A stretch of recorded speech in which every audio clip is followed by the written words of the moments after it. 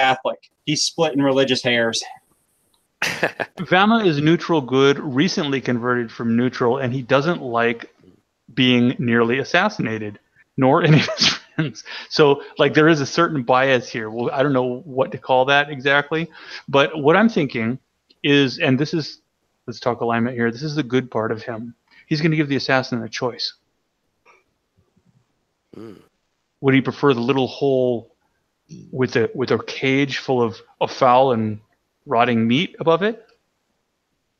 Or would he prefer looking straight down into a nice sunny ocean with sharks in the water and tribesmen who are really not going to care what his profession was in a civilized area? And I can make that happen. And both of these can be, we can ignore these options if he just really wants to talk and let us know what's going on. He doesn't need to know that the third option is actually a portable hole with limited air. And nobody can hear you scream. In portable hole, no one can hear you scream. And okay, well, we can start now. And you've sent off the innkeeper, and he's left you there, and he says he'll be back in a bit and to clean up and whatnot, whatever's left. Yeah. And then you guys leave it to us. You kind of shoot him off. Hopefully that works out. That's all legit. And you get this guy up against the wall, and you wake him up and tell him he's got these choices. I'm just gonna stand in front of him with my maul over my shoulder with a big shit-eating grin on my face. All right, now we'll have to make a charisma check then for you, Ian, and he can make a counter check. So whoever. And the charisma check is for what specifically? Just roll 20. We're gonna do just roll 20-sided and add your charisma, and I'll roll 20-sided, add his charisma. It's basically an intimidation check. So we're like battling auras. Auras, yeah, and he's pretty rough customer. He's a 4th level assassin. Fortunately, there's a difference between us and him, and that difference is largely that we have nothing to lose, and he has everything to lose. I hope he knows that. Yeah, he rolled a 21 total. Okay, I have a charisma, a whopping charisma. You know that? Yeah. So I mean, you could, and you look imposing. You're a rough character yourself, Ama. Or no? One eye staring at him and all. Yeah, that's what I was thinking.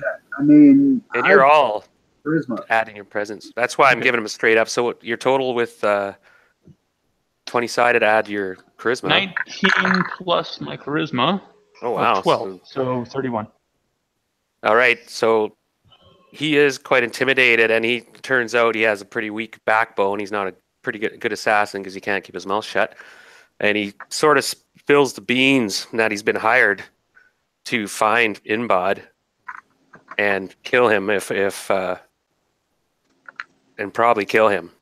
And he's been waiting. He's been living around here and waiting. It was an expensive mark. Apparently he's been here for like 5-6 weeks undercover. By whom? And he followed Nbod here, or he heard Nbod was here, and he knew he had this room, and then Nbod disappeared, and he's apparently broken into the room a couple times, and he's scared of something. You notice he's looking around the room in the corners and stuff. Who was his employer? Is what Vama would like to know. He remains pretty tight-lipped. Whisper into his ear very tightly. I'm going to ask you again, who is your employer? Again, he's just overly terrified at this point. He's clammed up and so yeah, he won't say anymore. Vama's going to reach just turn to the two mercenaries who we've recently befriended. He doesn't seem to want to communicate as to who his employer is. As a matter of fact, it doesn't look like he wants to say much else at all. He seems afraid of something. Certainly not us, is it? Boy, let me give the boyo a try. The dwarf sidles up. Meanwhile, just to check things out, I want to open up that chest, the sea chest that's at the base of the bed. Right. And say... you have the actual key for that, don't you? I do. Yeah. I remember we got that. So the dwarf is kind of menacingly hovering toward this assassin the assassin keeps looking around the room, sort of like, and he's jittering and kind of shaking and seems to have lost it a little bit. I'm going to get right up in his grill. Hey, boyo. You know, you want to be listening to my friends and not my best friend here. So, who hired you? Maybe I'd give you a massage with this. So I'll give you guys one more try, and we'll do the same thing. His charisma is 11, so it's not that great. 15 plus a 19. Yeah, I rolled a 4, so I got a 15 altogether. You beat me with your roll, Aha. or with That's your 2 charisma. 19s on this, man. So which god did you pick again? I picked the Celtic god, Manan Menai. Maclir. It was much closer in line with the way I see my character. Oh, cool. Plus, he's neutral and I'm neutral good, so, you know, we're right there. All right. Now, this guy was hired by one of the members of the slave lords, he mutters. Which one? And there are, I have to look at my notes again. One moment, please. He does give you the name, I suppose. Okay. I need to go back Meanwhile, this is happening. Anyone else want to do anything else in the room? You guys I think you've pretty well found everything. The wardrobe, I don't know if a couple people are on roll 20. So the wardrobe's there. There's Zune Quag's body. There's the chest at the foot of the bed that has the one that goes to the tropical island. The one in the wardrobe goes to the whatever the dungeon thing is. And you haven't found, actually, the last one. You suspect it's in the bathtub. Well, remember the last words that were said. I mean, I don't know if those are passwords that actually open these things or not, but we had uttered the name of Grindstaff, Conundrum, and Maybell all at the same time. Oh, well. Did it do anything? There's a chance it would have, and I kind of forgot about that. I went ahead and dealt with the prologue, kind of. I wanted to get that over with. So that would change. That could possibly change everything. If you guys, it probably will. That was our cliffhanger. Yeah. Gotcha. And in the meanwhile, if it opens up the one that goes into that trunk, while this is happening, while the our two companions are kind of sneering and grimacing at this prisoner, I'm going to try to dispose of the body of the crushed priest by dropping him into the Let's water. start it then. Okay, we'll do that, and it may still happen the way we did it. So roll. I need you to roll 3 100-sided dice. Can you say it loud enough that it reverberates around the room? Mm-hmm. Yes. All right. 3 1x100s. And I need to hear them in order as well, because there's different percentages. Of course. Here's the first one. 69. Okay. Here's the second one. The first one would be Grindstaff, 69. Second one, if presuming that these correlate to the names. Second one, Conundrum, 36. Third one, Maybell, 64.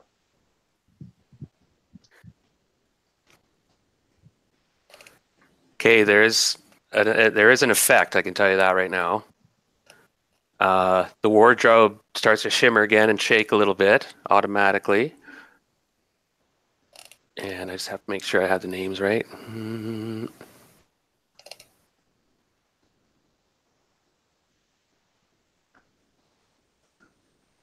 not sure if they tell you which ones pertain to the actual names. I think they had. Sorry, guys. Give me 1 minute. Hey, could somebody shoot me a link to the Roll20? Yes. Thank you, sir. Wait, how do you get a link? Because once you're in the Roll20, it just gives you /editor without any particular Just coded link. I think that Darren has it. copy the HTTP. I can copy it a minute. Hold on. Okay, it doesn't matter which order. I'm just going to say them in the order you say them, and then look at the percentages. But you did roll. Okay, I just sent it right now. Thank you. No problem. Yeah, see, it doesn't give from, if I copied it from my URL bar, it wouldn't give that. Now, only 2 portals appear. And if you look on roll, okay, only Vama, you could see it. Mhm. And you know, now you guys had the lid open and you said you unlocked the chest, right? Correct. Yeah.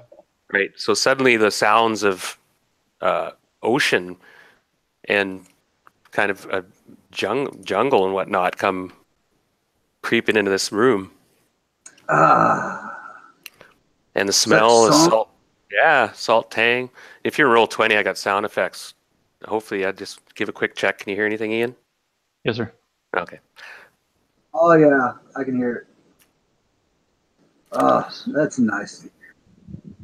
So that's coming from the chest. Now the wardrobe, you can see in the back wall, there's this kind of green aura and there's empty space behind it. And you can see, you might think there's a light glow in there, kind of trickling faintly. And you know there's time's a factor. Your experience has shown you that they close. So I'm ticking the clock here. Now the assassin's eyes just bug out of his head. Hey, you stay calm right there. As you can see, I've moved the tokens on the map a little bit to indicate that. Assassin, just real quick, the assassin's unconscious right now, right? Because we're going back in time. We're starting again, so to speak. So Sure. Yeah, he's sorry, coming we in did and out some, of consciousness. yeah, we got some information there that okay, whatever, it's done. Said. I don't have a token. Oh, Okay, I'll give you Tyrath for now. Or no, wait. Oh, give me 1 second. I'll get one. And I meant to do that as well. I'm not seeing the map for some reason. You got to scroll down a little bit. I zipped you over there. Hopefully it worked. Oh, there I see it. Okay, so you're a dwarf cleric. Okay, 1 minute. This we'll have to do for now. I might change it later. Pretty massive, dude. Whoa, yeah, there we go. Yeah, and let me just assign your character. What's your character's name again? Is Domos. what are you called in the journal? Is it Should be Somos. how do you spell that? Oh, SOM. OS.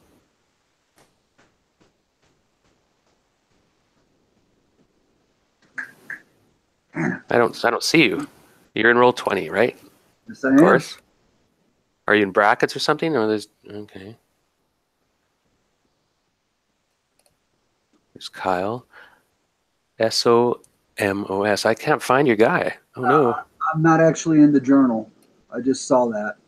I thought I updated my character to it. Oh, you imported him? Well, I just had him on a character sheet. Oh, okay. Well, we'll have to do that later on. For now, what I can do is I'll give you just control of this generic character for now. That's cool. And, yeah, and then we'll get moving along. If I can do that.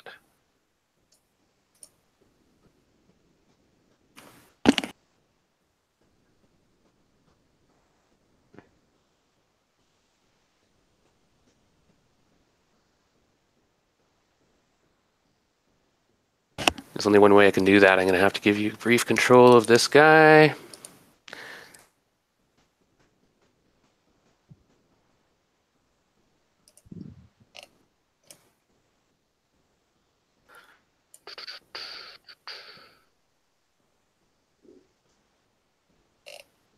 I'll start. If you can give me a character sheet, I'll go ahead and start transferring my character.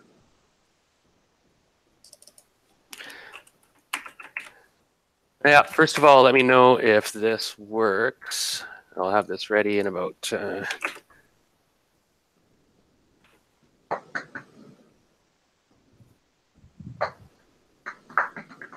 Okay. Do you see the character there?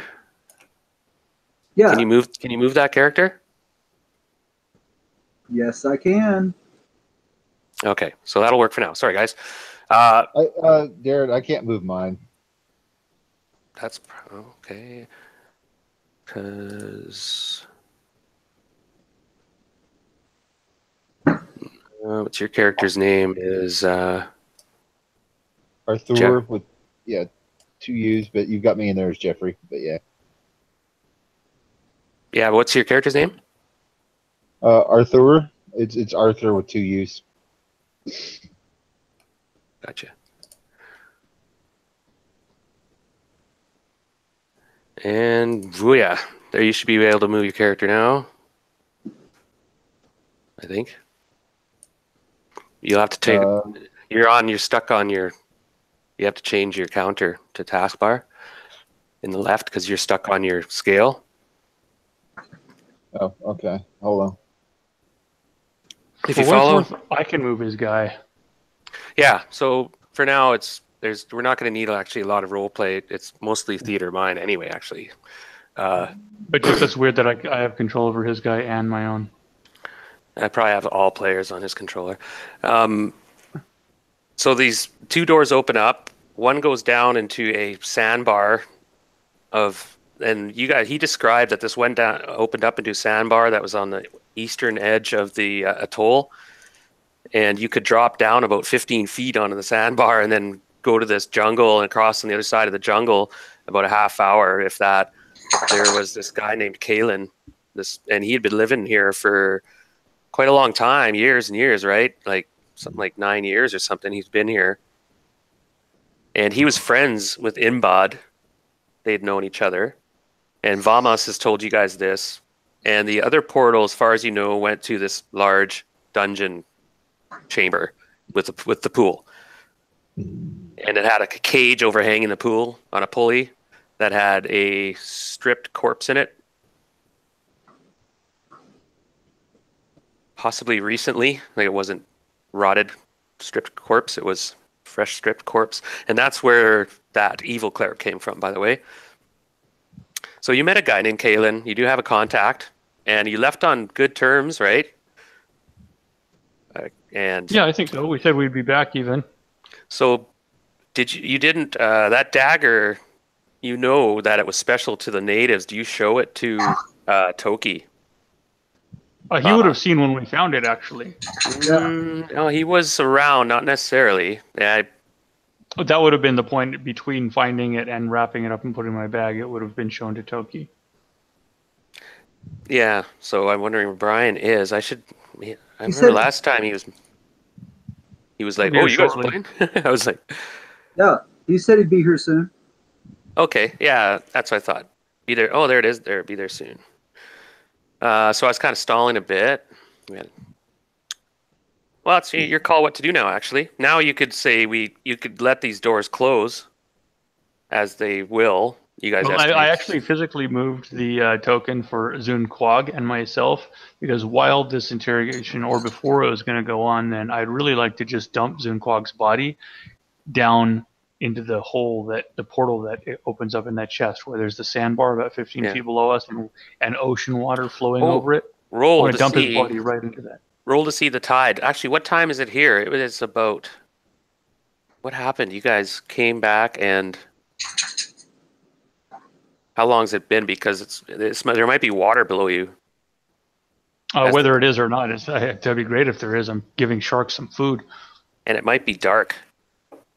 Actually, it's a good chance it would be dark. Depends. Okay, well, let's say it's afternoon. It's 12 o'clock here. Actually, it's roll the 12-sided. We'll see what time it is. Or 24-sided. Roll 2.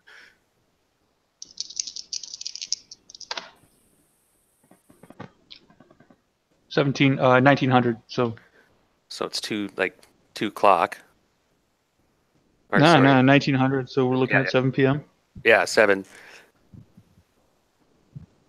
Okay, it is. It's very light out. Yeah, it's light out. You think it's hard to tell what direction northeast south is. It could be different, but if it was like on where you are, you can tell the sun is rising. Whereas where you are right now, the sun is setting. That does not change the idea that I have, and that is to throw a Zoomcock right down that hole. So anyway, the water is only about this deep over the dune. You can see that it's really shallow, and he hits the water, got is half submerged. He hit the sandbar. Well, the crabs will eat him, so it's all good. Or sharks, whatever it happens. If it draws sharks like chum, then we can use that to help negotiate with William. Now, when Toki sees the dagger, he will have to roll a wisdom check. Or no, a saving throw, pardon me. And he's second level. He has to roll a 15. Ouch. And I guess I'll roll for him.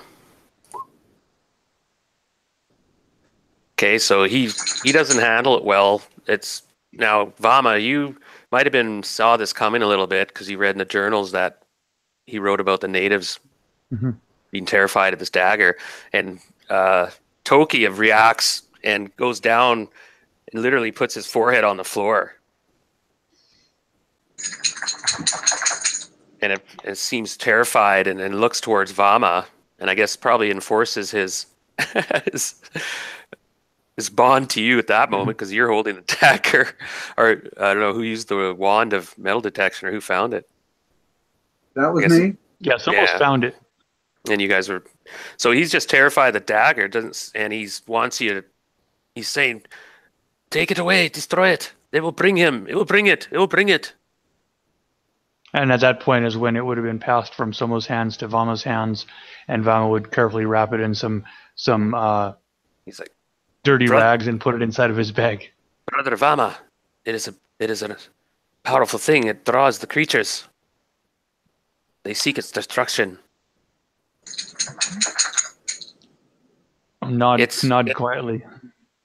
In affirmation. Yes. We must be careful. And it's holy. It's a holy weapon. Careful we will be. But we've got bigger fish to fry right now, don't we, Toki? Looking back over to William on the other side of the... This one, you say he's a killer, assassin. You're the one who got poisoned by him, man. It's all right. That's no laughing matter. Someone who's paid to kill your master.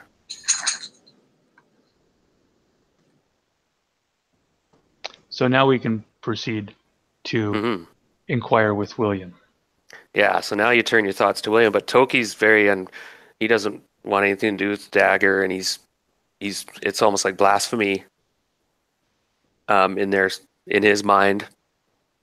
Right. Now, I mean, there's not much that can be said about that from Vama's point. I know that Vama and Toki have been together for a little while now, but Vama's actual patience for Toki's superstition is wearing thin. Well, and Toki understands he's in another world and other rules. Yeah, like if he's going to be a lot of things. Yeah, a lot of his illusions have come down, and his basic beliefs have been challenged. He still thinks he's in a dream world. Right. Now he sees that portal open. He's reluctant to go back down. He's dead there. If he goes back there, he'll be dead.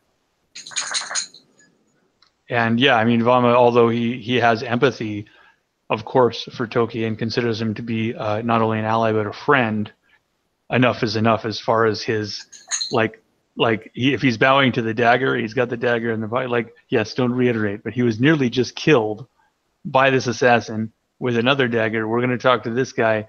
If Toki has a better idea of what to do with the blade here, this whale blade, I'm sure he'll say so. And if he doesn't, Vama, not Ian as a player, but Vama his patience has worn a little thin with that, with his superstitious behavior. He does, I know he's a barbarian and that's how he is, but he is so far away from the world that caused that fear to happen.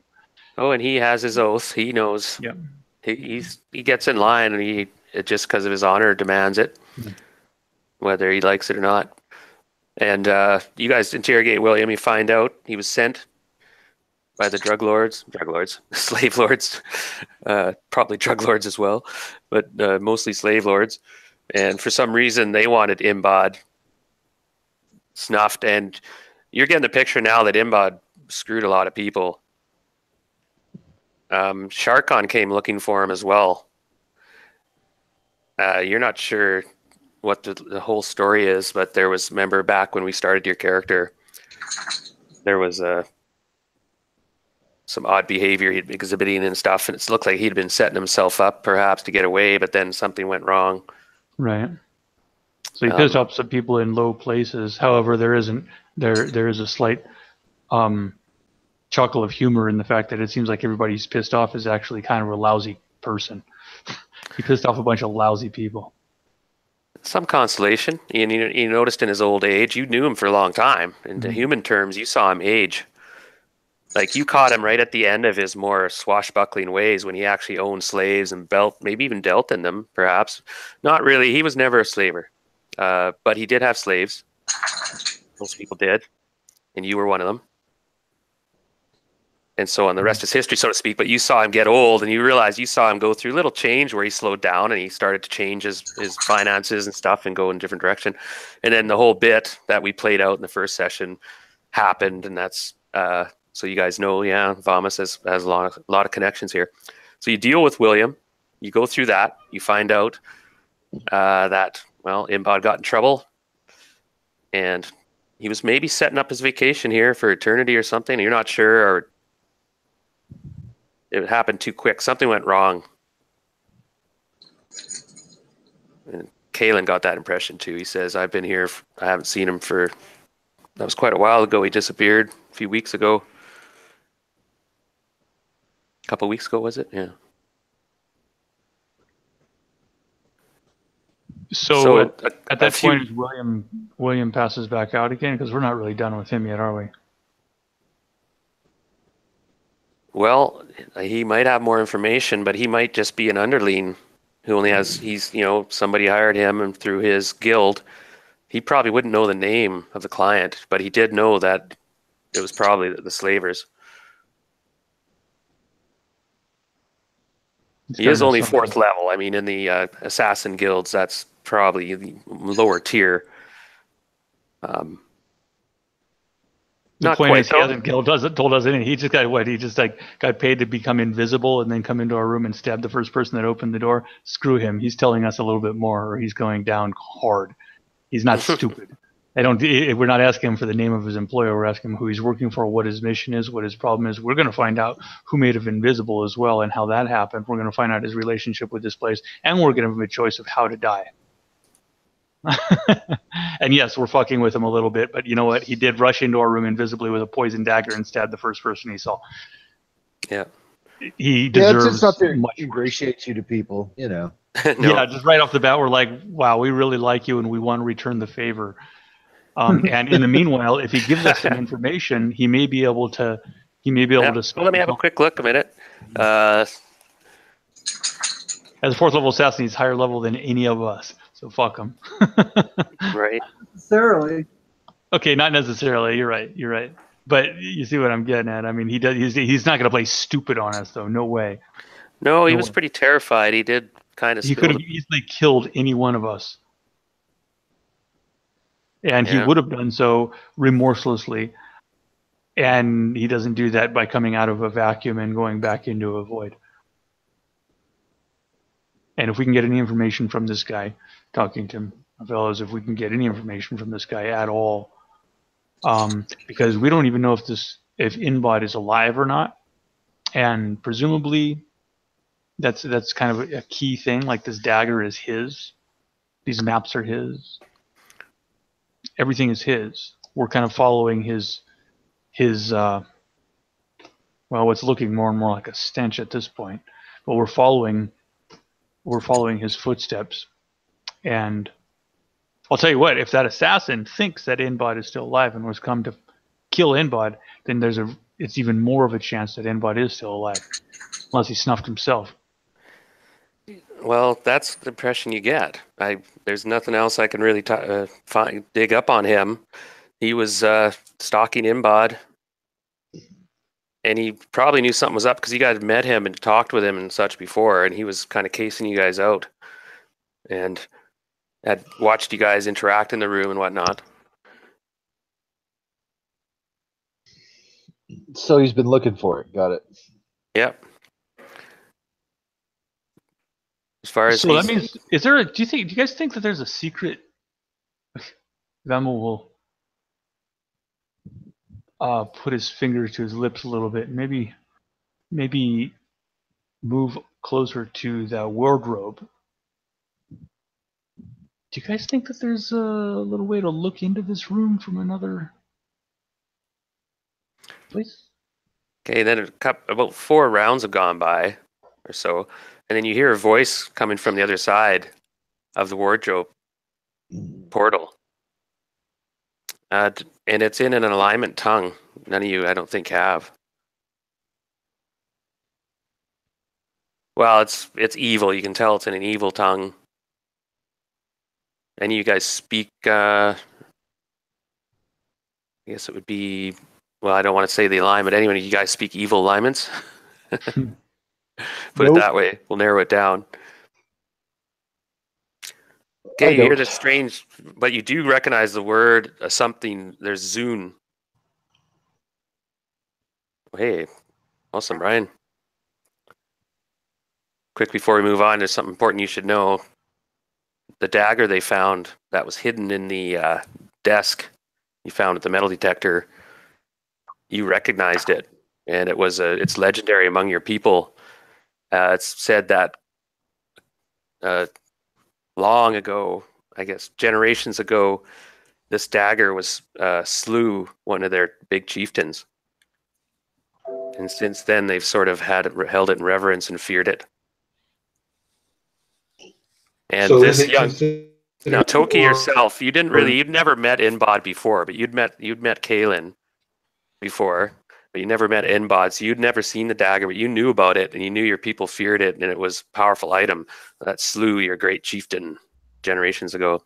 And now when he pulled out the dagger, I made a roll for you because you weren't here. I was just kind of role playing a little bit for you, and you were like kind of petrified for a minute, didn't know how to react when you saw the dagger. It's like, how can it be here? And it must have been Nbod hid it here. Nbod had it. And if it's generations old, then it probably didn't originally belong to Nbod. No, he stole it from somebody. So my next question then is, you said something about a metal detector? Now, Vama kind of knows he stole it from somebody. Vama knows that his master had gotten most of his items kind of trickly and such, but he knows there's a connection that he really valued this dagger, but he had taken it from somebody, and he had to hide it. He mentioned in his notes that he had to hide the Leviathan all the time, and then he hid it in the desk often. I think that the people that have just come in might need to be caught up, because that whole incident with the metal detector and the finding of the dagger was actually done. Especially before I got here. Yeah, that was done as a little. Yeah, we kind of carried on after. Yeah, so they might need to be caught up on that. After. All right, I'll fill you quickly.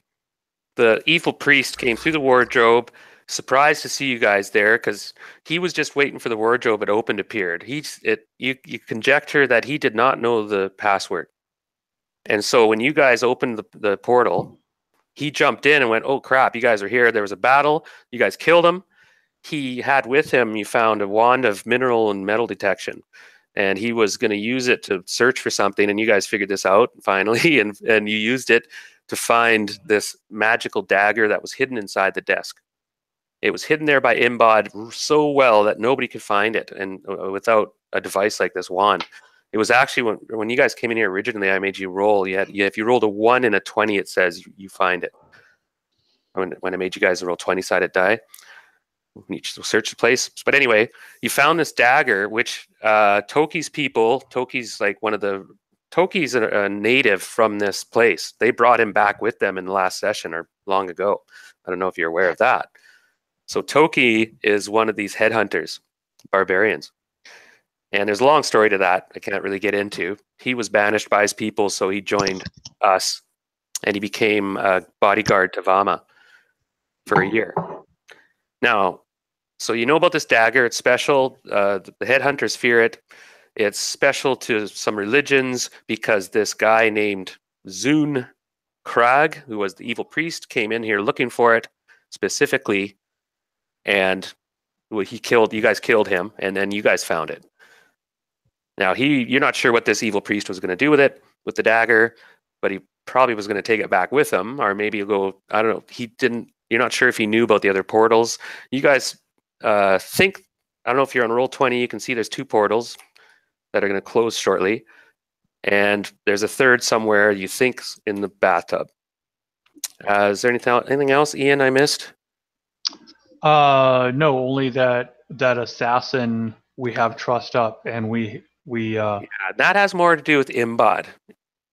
Ian, don't get me wrong. I mean, he was there waiting for Nbod and was confused that Nbod had disappeared as well. He was there. No, I understand. You're saying, is there anything else that people need to be caught up on? I mean, we have this guy hanging up here. These guys might need to know how that happened. Yeah, the assassin they fought him as well. The timing just happened to be coincidental, as far as you know, between the priest and the assassin both jumping you guys.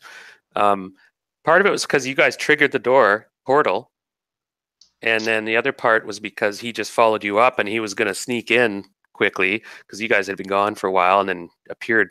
You guys actually beamed back. No, you'd been here the whole time. Okay, he was coming up and he attacked somebody. I perhaps didn't play him the most brilliantly or anything. He's not very smart, but he thought he might be able to kill somebody and get in there quietly, start killing. Seemed pretty confident. He chose the bad place to do it. Yeah. What else? So we have a choice now.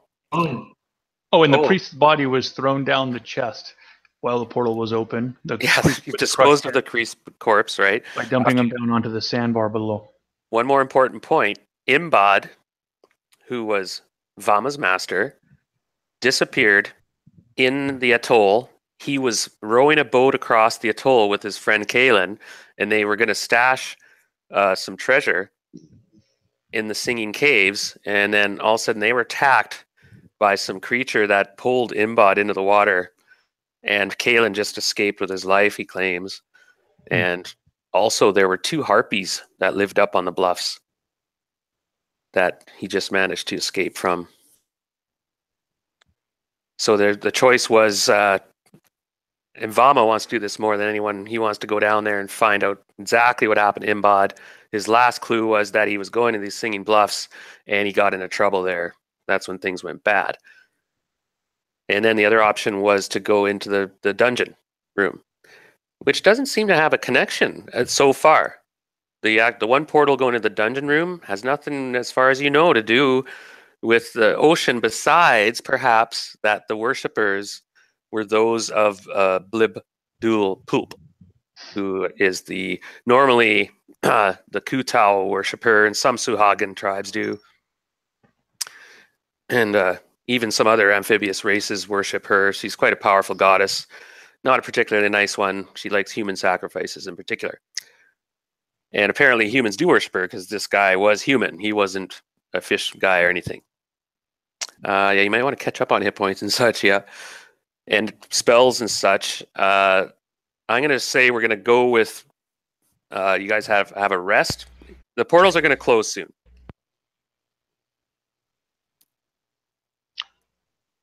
And you heard that voice come through the wardrobe, and it spoke in an alignment tongue, and you could kind of what? And it was a deep kind of masculine voice, husky, and it was asking a question through the portal, and it had Zun's name in it.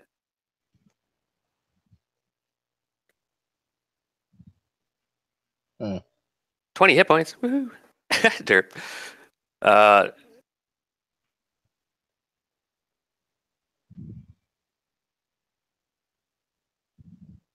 So you guys, we can start right from there. I hope I filled in the holes. It's a bit vague for some of you maybe, but it's more about Vama finishing a mystery and finding what happened.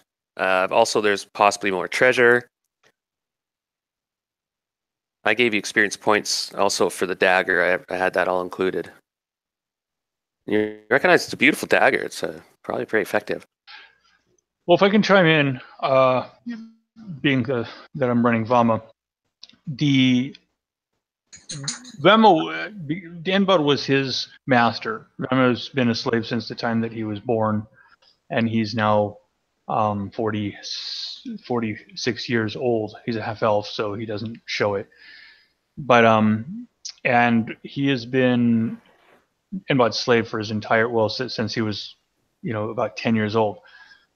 No problem with that. He was not a cruel slave master or anything. Could have been a lot worse. And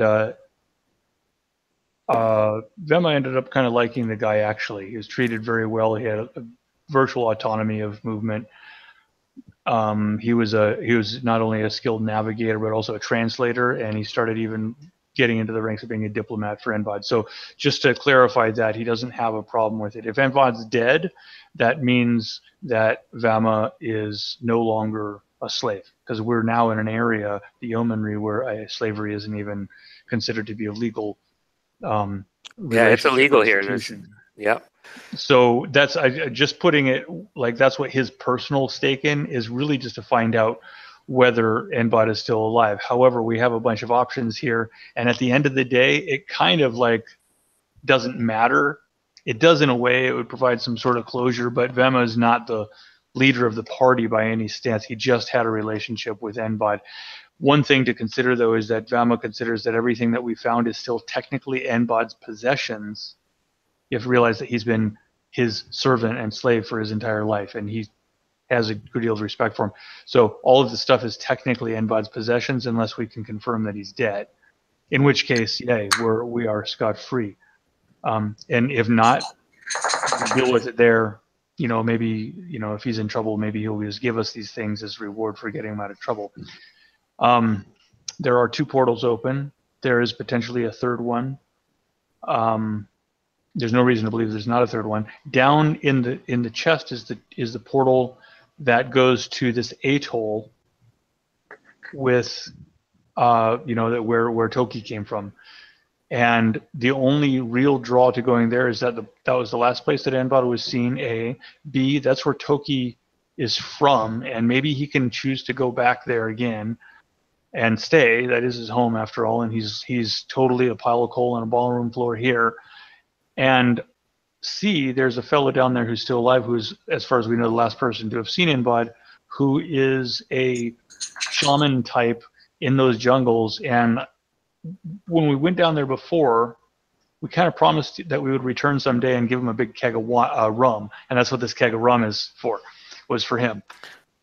We don't owe him anything. Oh, there is, though, potentially treasure, either from a sunken ship or Nbod had a bunch down there and it's in a cave, and apparently he had a lot of treasure. But nobody can get to it because the cave is there's harpies that live there, and possibly something else in the water, in the ocean. I've seen with my own eyes a sea monster of gigantic proportions. Toki did too, because it almost killed him.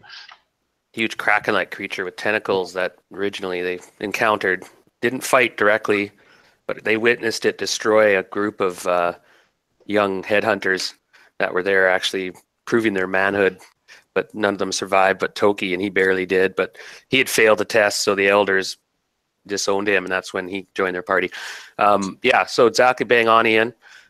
So you can go that way, or you could end up going down both. We just have to decide at this point. The assassin will just have to tie him up or something, or whatever. You can hand him over to the landlord, and he'll bring him to the local authorities. I mean, that's one way. Whether justice is served or not, or whatnot, this place is ruled by law and order fairly well.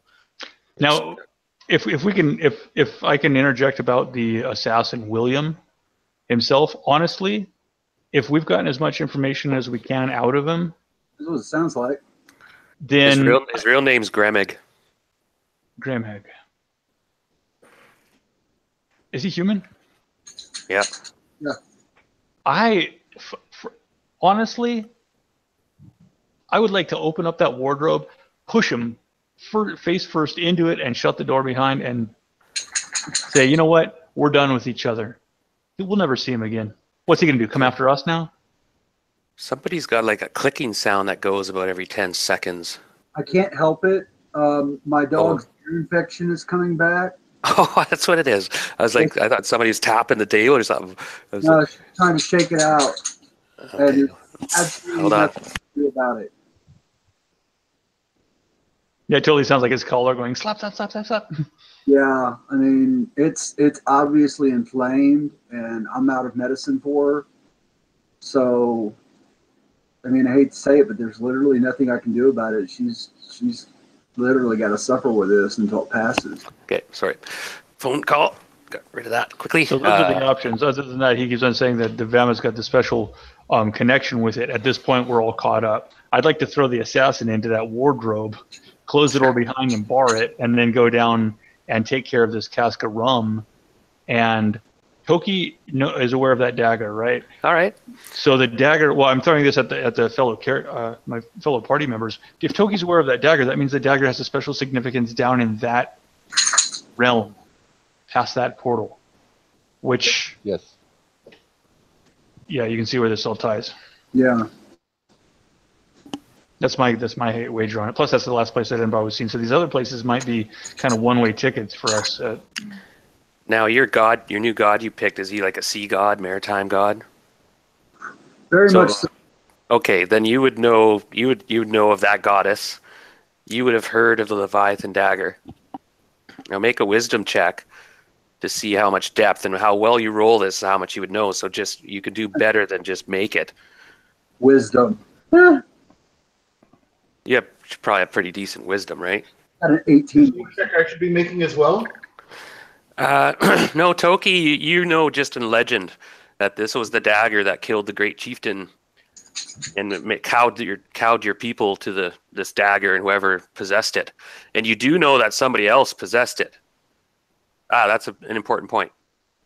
And you're puzzled, and you had heard from others that somebody had taken it from the previous master.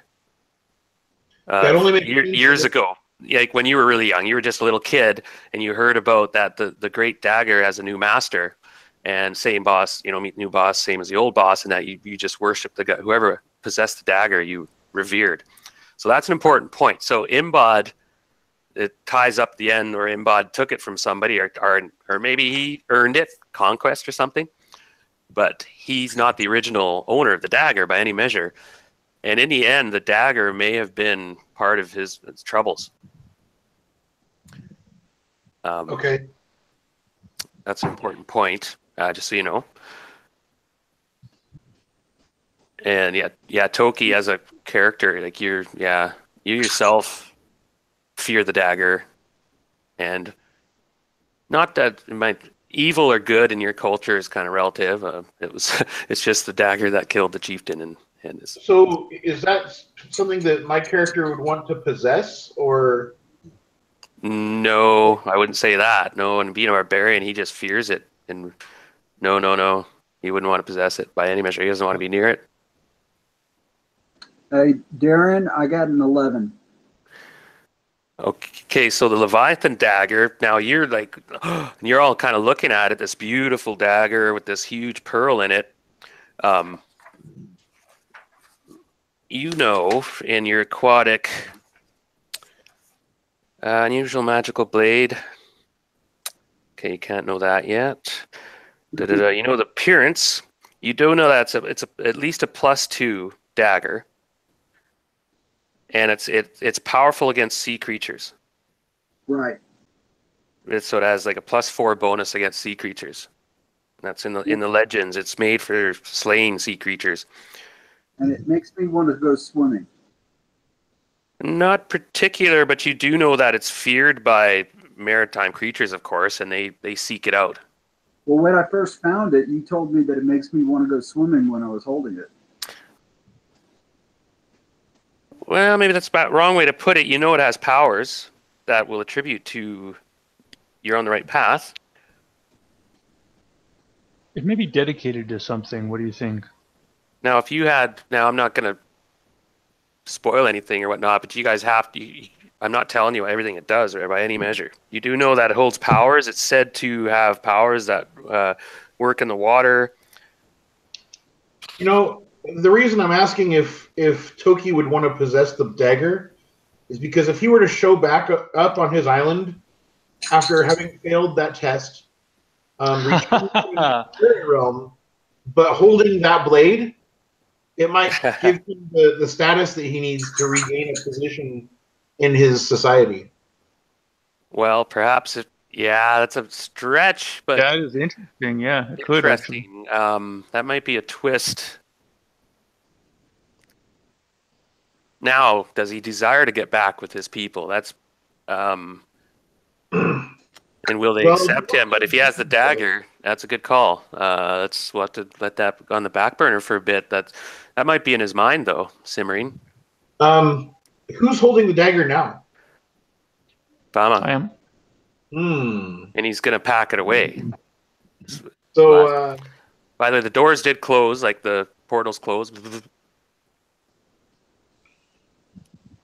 the last you heard was this question.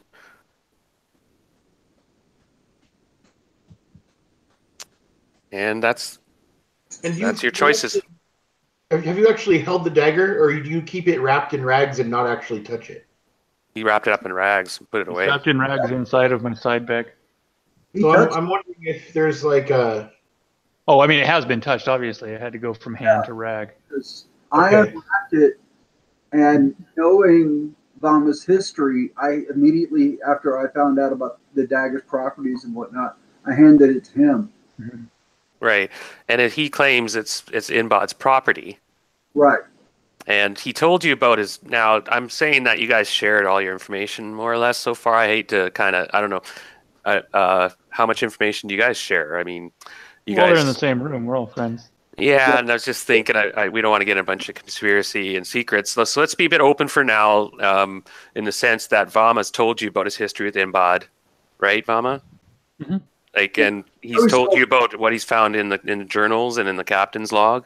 As much He as told could be you done. about... Yeah, he said, and mentioned a member about Esmeralda. He also mentioned the Leviathan dagger. He mentioned about... there's hints that he was planning it. You're putting all the dots together, and you're starting to realize that he had been fed up with his old life, perhaps. But he had also made too many enemies, and was in too deep, so to speak. Right? You know, once you're in the fold, they don't let you go. And So, when you're connected to certain guilds and stuff. I'm gonna have Toki's gonna share his theory with Vama that the possession of that dagger may earn him a position back with his people, because he's returned from the spirit world in possession of that blade, and with its legendary status, I may be forgiven for my failure. Just hold on. I might have to make that dagger as a sacrifice or a gift to the current chieftain. The Leviathan dagger is considered a cursed item. Ooh. The headhunters fear it greatly and will grovel in its presence, fleeing if they're able. They trust no one who uses the dagger. Oh, so that would be the exact... That's what I'm trying to get across. Yeah, you hate it. If it was destroyed, that would Actually, be fine. destroying it in the presence of your tribesmen may have the desired effect. But you fear it. Maybe destroying it might... Well, anyway, just so you know, Brian, right? I hear you, though. That's why I said there's thoughts brewing. And you're right, though. I mean, if you could overcome that fear and superstition and realize that, hey, this is a key to a bright future. Well, at the risk of sounding democratic, that's 2 out of 5 that are thinking about going down towards the white sandy beach. Oh no! I'm okay with the white sandy beach. You know what? I'm ready to go through the cabinet. We'll figure out the dagger later, but I'm ready to go through the cabinet. I have no idea how to destroy the dagger, but if I can find a way, I will. Yeah, and also there could be lives at stake. You know that somebody was sacrificed in that pool recently, in the dungeon room. When they looked in there last, which was probably now like 12 hours ago, back in session 1, probably more than that, 12, 14 hours ago, they had seen that corpse in the cage that had been stripped clean. Something in the water, they conjectured, had stripped it when they dropped the cage in with this guy in it. So let's make a choice. So we have, is it coming to a vote? I heard there was. No, I said at the risk of sounding democratic, I leave a bad taste in my mouth. Well, we don't want to go Mike Makes Right at this point. To the beaches. You guys can. So, yeah, you're keen on.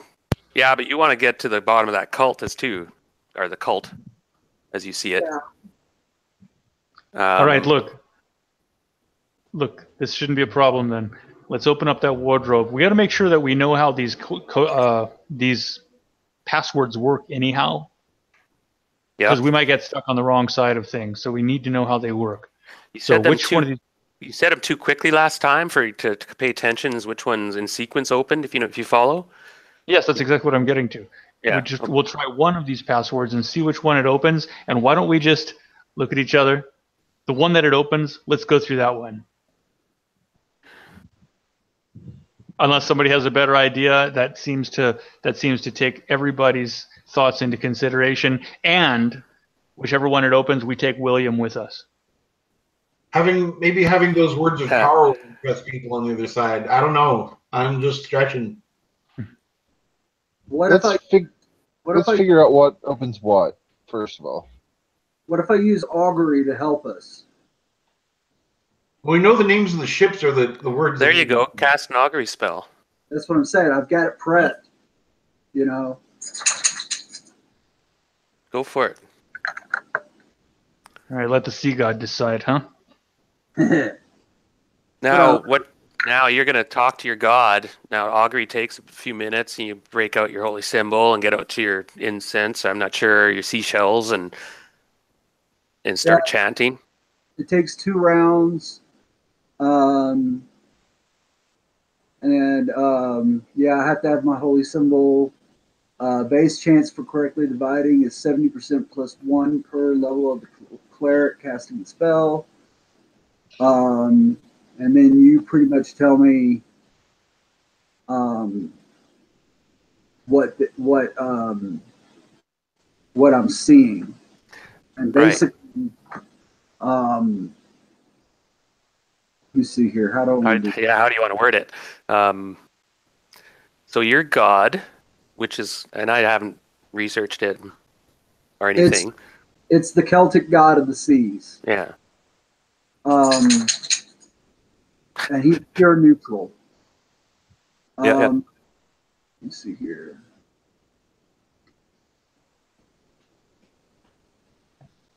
So you're gonna ask, so I can see exactly. It's a nice chunk. It's a nice chunk of a paragraph, and I don't have my glasses. Well, we can all look up augury. You can determine the adjustments due to particular conditions of the augury.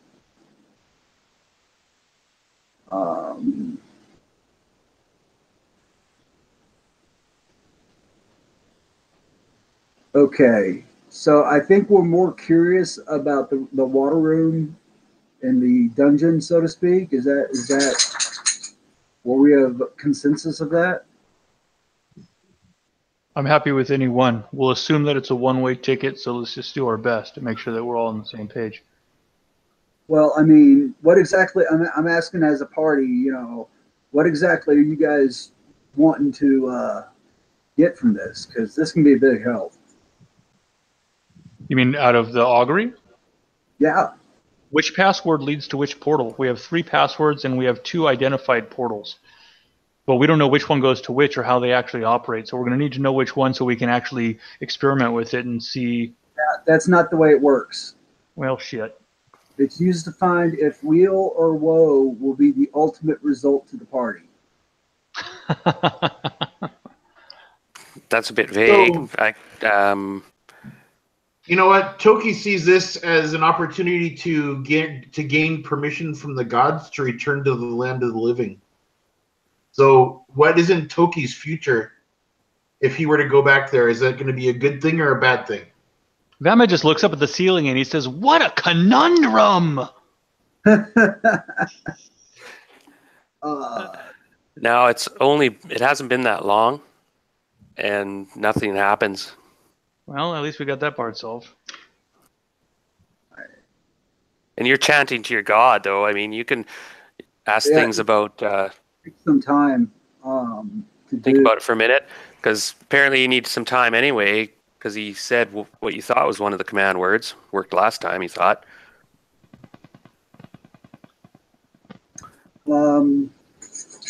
Or that, or it didn't work. Actually, roll 100-sided die. I dropped the ball there, but it's a moot point because it is a time thing. But so it wouldn't have worked regardless. But Then I'm going to save the die roll if that's okay. Now you're not sure how long you have to wait. I'm trying to think of last time there was a gap when you guys got back. It was a couple hours, right? Yeah, about that. Okay. You know what? Toki is actually going to talk to the priest here, who's getting ready to make his augury, and I'm going to ask him if the holy man, whom I'm responsible to return Vama to, it can be found on the other side of the portal. The holy man. How does that sound, Vama? Do you remember the holy man who gave me the feather that made me fly? He told me a prophet that I was supposed to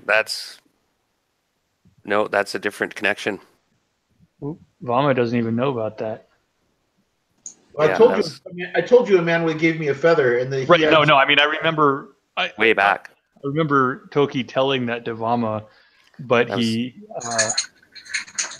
never quite made sense of it. Yeah, neither have I. But I haven't seen the man either. Well, I don't know if you guys come up with something. Let me know. Question. Working on it. I mean, you could come to nothing. I mean, the augury's kind of puttering out, too. I mean, unless you come up with something. You got a bit of time, so you keep chanting. I haven't heard anything from Joe for a while. Griffin, you just been hanging around. I appreciate that. I'm still here, but I'm leveling up because apparently a 3rd level druid. Yeah, he's got a lot more spells than a 3rd level cleric. Nice. But I about have that ready. I was about to type. I have to step on the keyboard in just a second. Oh, perfect then. I didn't mean to. Yeah, I thought. Oh, maybe I didn't mean to exclude you or anything. But if you're busy, no, you didn't. I've been listening the whole time while I was. Okay. Yeah, well, we're just having in a plan, but it's starting to come around. And the two choices still remain. Yeah, I'm cool on the portals. Whatever the group decides, especially Vanna and the other characters who have been more present in the previous session. Understood. So, all right, everybody, your augury. I think Eric? I got it. Yeah. Right. I am considering the party's near future if we go through, which portal do you guys want me to say? Wardrobe. The wardrobe. Kate, do you have any adjustments due? I do have, so you have 70% root chance plus 1% per. Yeah, so 74%. Okay, go ahead, roll your percentage. So you get a response. It starts off with like a haze and shimmering, and I'm not sure exact way this god would talk to you or in some sort of vision. What'd you get? 20. Good job. So he says you are needed through the portal. You sense that or the way he puts it is that there is peril if you don't go. Oh. Something bad will happen if you don't go that way. I immediately chime up and say, "Let's go." That's as good a call as we can get. However, what does "let's go" mean? Let's open up the wardrobe and see if there's even a portal there, or we're just looking at a blank wooden wall. Call up the portal. If we don't go, much pain will come. You're not sure how long you have to wait. Apparently, the password needs time, or once it's activated, it takes a little while before it can be activated again. Let's open this wardrobe up. Let's just open it up and see. Well, you can physically open it up at the moment. There's the walls behind it. I mean, the back of the wardrobe looks plain and simple. There's stacks of towels and such in here. Cool. We'll just leave it open. Some linens. Yeah, you can leave it open if you like. Yeah.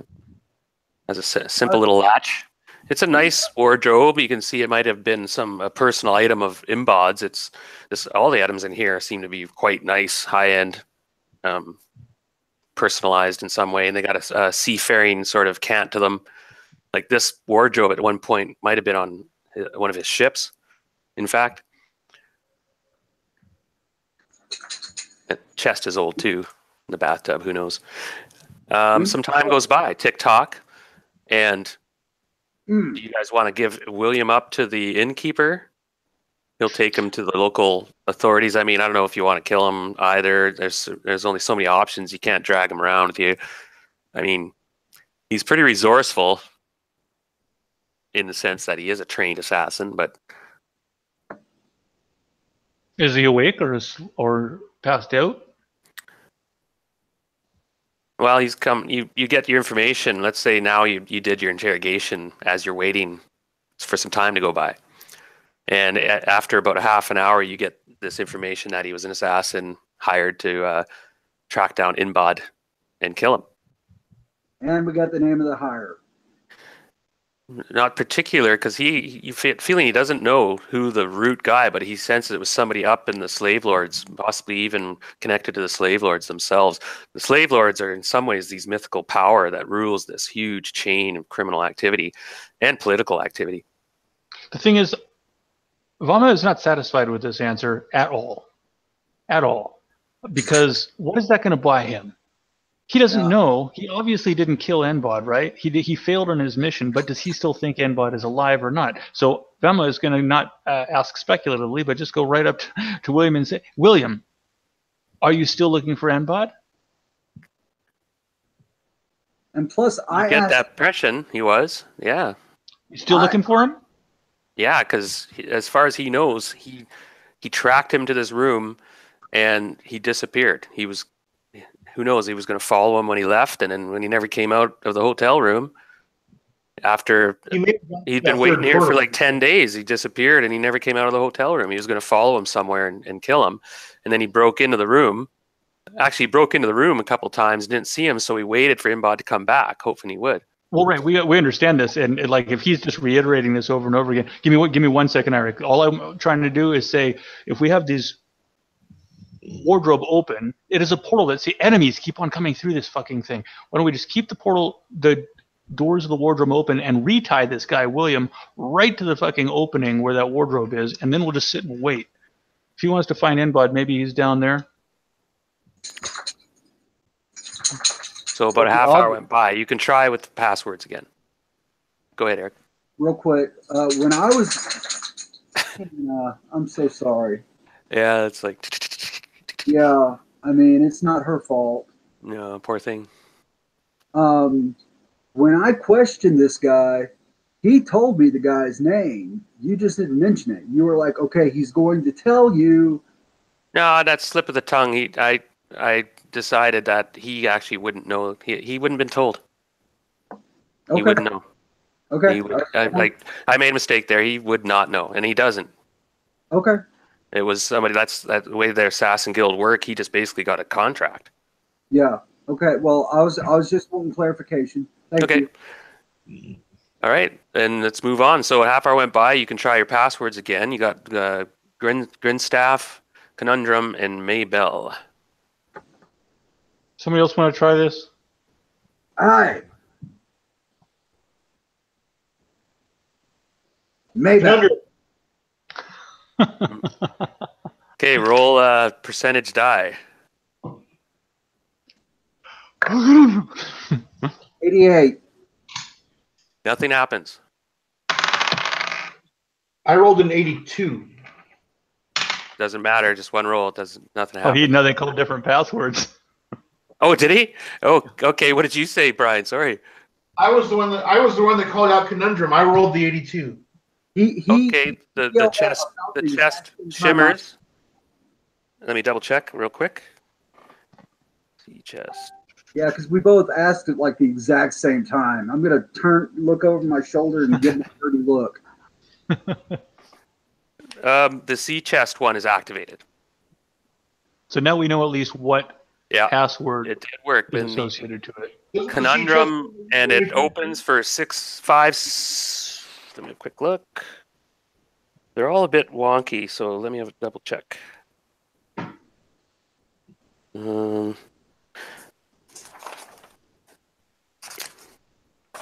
this one's the same. Appears to be as the wardrobe after about. Now let me roll. 5 rounds. Put that down. This one closes. And it's the same situation. The sun is still, it's about an hour later, and the sun is now risen through the portal, and you can see the water starting to go down. You can actually see the sandbar, and you can see the corpse still there, and there's a bunch of crabs around it, and other critters that are kind of mowing down. It's just searching it out. And then, unless you guys want to jump down there, but you. Are we planning on the beach, or are we planning on the wardrobe? I'd like to get into that wardrobe now. It seems like we're focusing on it. But at least we know Conundrum opens the other one, the beach one. So you're going to let it close? I guess, okay. It closes. Same sort of effect. You heard the water and the waves and all that stuff, and smelled the ocean. It was like you were there. And then you still have either Grindstaff and Maybell didn't seem to do anything. The process of elimination. Grindstaff, somebody say that. Grindstaff. Roll a 10 or 100-sided die. 46. And it activates. Yes. And portal opens in the back of the wardrobe like Narnia, and you see a dark, or just a subtly lit chamber on the other side. And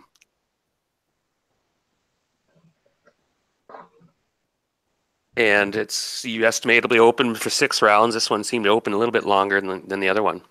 And you got the passwords down. Maybell, whether it works or not. Now you can try Solaris, or what was the other one again if you want, but Kalen told you about the name of that ship.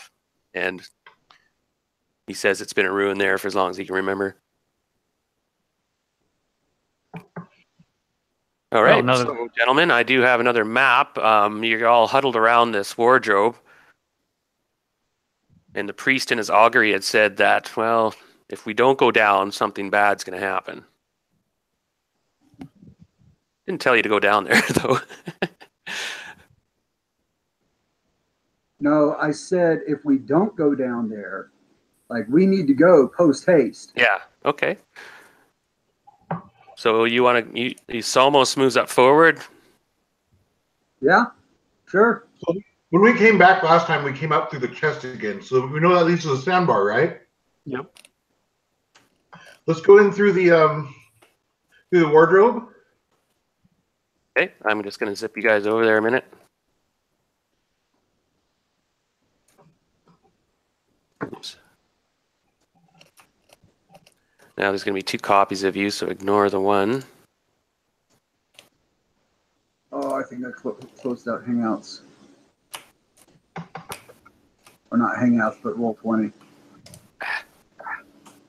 Okay, there's the portal. So you guys are looking into the portal. You're not through yet.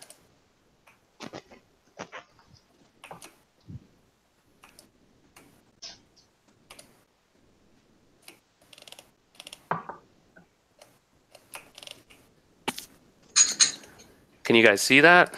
Mm-hmm. I can't. Somehow Roll20 got closed. Sorry. Anyway, you're in a large chamber. You get that sorted out, I'm sure. It's quite wide, probably 110 feet wide. Large pool in the middle, 60 feet long or so. About 50 feet long. It's actually a lot bigger than I thought. Oh, no, these are 5-foot squares. Yeah, so my bad. It's not quite half of what the dimensions just mentioned. It's about 60 by 30. Large pulley system with a cage in the middle.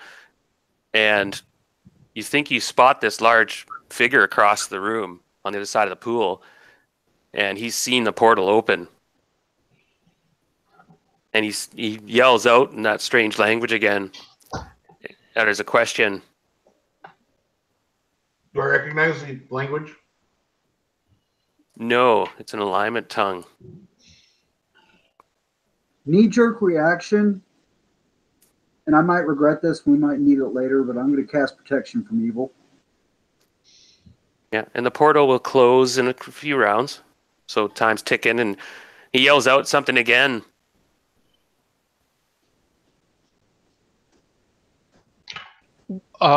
Forgive me, where's he yelling from?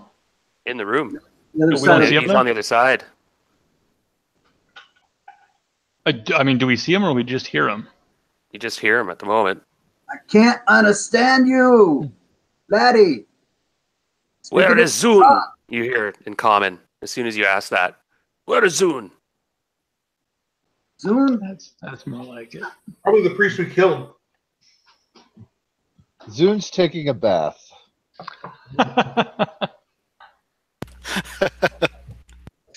Yeah. Bathing with the fishes. Okay, another round goes by. What do you mean? Where is he? Step forward where we can see you. Okay, another round goes by and he's not coming forward. He's in the darkness near somewhere hiding in the other side of the room. He seems cautious or Come This on, isn't boy. going to do anything good. Vama's going to move forward and to the right. Yeah. into the room. I'm going to push William ahead of me.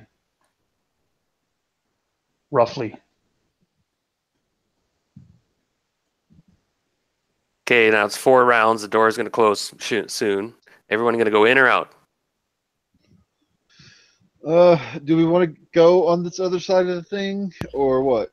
I kind of want to go back because it doesn't seem like Nbod's in here, but we don't know who this other voice is. So Okay, another round goes by. You guys have 30 seconds. I think we pretty much committed ourselves to it, didn't we? If we were going to go down the other one, we would have gone down the other one. I hope we're not trapped. Vama and William are through. Don't leave me alone in here with this guy. I'm in there. All right. Yeah, It's almost as I in. as I'll well. go through with you. Might as well. 5 seconds. Yeah, we're committed. Griffin's through. We're staying. I just got moved. Yeah, we're all through. Okay, you guys go into the room, and in about 20 seconds afterward, 30 seconds or so, it shimmers. It gives us little strange shimmers and kind of sphincter closes. Let's hope this gateway works from both sides. Actually, let's hope the password does. We know the gateway does. Okay, now you guys may see a figure vaguely up on the other side of the pool. What have you done, Zun? No, you will pay for this. And he utters out this strange barking command. Yeah. Remember, I did cast Protection from Evil. Okay, that be within just on you, or who did you cast it on? Let me see. Is here. it 10-foot radius, or is it just protection from evil? I can't remember. I've got it open right here. Just give me a half second. Now let's roll initiative, and I shall get my little counter thing open. Would somebody like to do the honors? Oh, wait a sec. I gotta get rid of this. Oh, where is it? I'm not seeing the spell in here. Here we go.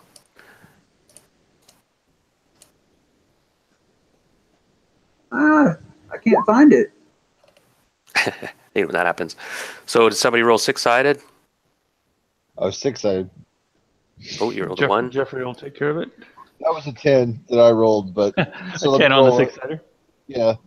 So let me roll an actual 6-sided. So 3. Not much better, but you still go first. Okay, you hear a whole bunch of doors open. It sounds like quite a few. I had to. It's a touch spell. So right now, just because he's closest, I'm gonna like tap Vama right there on the shoulder as he starts to move past me. I don't know why my token got moved, but Okay, you guys see some of these horde creatures shambling out of the darkness. ugh. Uh-oh. And they're actually animated skeletons. They appear to be, and they're wearing tattered bits of armor, and they have weapons of various sorts. And then you see this large, bare-chested guy. He kind of stands out a little bit. He's really muscular and large, and must have been the guy who's been asking the questions. And he's kind of herding this one group of skeletons down the one side. Toki is about ready to shit himself because he thinks that the spirit realm has leaked into the real world. Yeah, there's no tropics here. So they use up their round basically moving around and getting to the side of the pool, so there's not much else they can do. None of them have missile weapons, and he's kind of hiding behind the skeletons somewhat because he's cautious. He sees that there's more than, there's quite a few of you guys. There's all right, go ahead. You guys can do your side of the round now. They move up. That's what they do. And you guys what the hell? 1, 2, 3 skeletons. A big guy over here. 3 skeletons over here. How about I turn undead? Always a good choice. Yeah. That's true. That's a good call. And there just seem to be skeletons. They don't. You're actually what level? 4th level. 4th. Yes.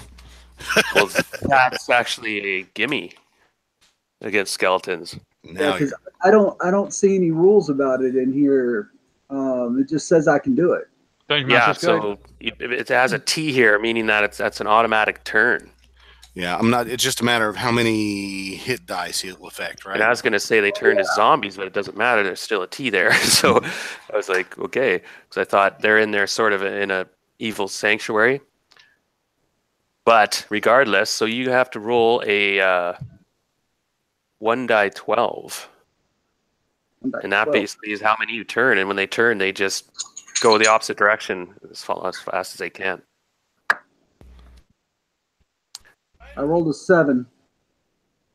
So that's all the skeletons suddenly react to your god. Yeah, sometimes clerics come in handy. I love them when the undead are around. Your god in particular really affects them because these were animated under Doodle Bloop's patronage. Get going. And you can just exactly. When you reach 6th level, you'll destroy them. An aside, I love a cleric for that reason. I've always, since I was a kid, I thought that was the coolest thing about that. Yeah, undead are scary, but they run back into their rooms they came out of. I didn't want to mention that, but you hear a bunch of doors slam at the other end of the room. Now as they seem to go back where they come from and settle down, they just flee. And this barrel-chested guy, he looks a bit surprised, of course, and he's looking at, who are you? You know what? He's got no room to talk, and he's. We asked you first, laddie. And he goes, stay back. And there is a body in the cage, by the way, and it's a fresh one. Is it alive? It's alive. It's in the cage, and it's bound, and he's by the pulley. Stay back. I'll kill him. It's not Nbod. Do and we you notice recognize? now that the skeleton isn't in the cage anymore. There's a person in there. Do we recognize the person in the cage? No, appears to be a stranger. And you notice also, I'll let Vama roll a intelligence check here. Thank God, something I'm Is he good a at. pig or- Stay where you are. Come no closer. I'll drop him. And he's got the lever on the pulley system that he hits it, and it'll just drop it into the water. Success. And he throws a little rock into the water and splashes, and there's a bit of bubbling and froth, and you see these. They're called You might recognize them. Probably you guys may. They're called kippers. Sardines? Yeah, I know. It's just quippers, Uh-huh. which are like they're freshwater piranha. Or saltwater piranha. Saltwater I was going to piranha. say, piranhas are freshwater piranhas, but Yeah, that's what I was just thinking. Yeah, or brackish anyhow. Yeah, but the clipper is a large saltwater piranha. Okay, well, I made the intelligence check. If that has, Okay, this guy definitely has a accent you recognize. And in what it's, fashion? you could swear it's a Port Tolly accent. Really? Well, good. Man after my own heart. I kick William in the back and towards the pool of water. What is this? What is he? You want to exchange? That sounds like a nice idea. You give me Gremeg, if that's what you want, and I let this one live. Huh? And then I leave. And he's got his hand on the lever. How's he going to get this guy out of the cage? I'm wondering. Is there a big, like a derrick or some sort of system that would bring the?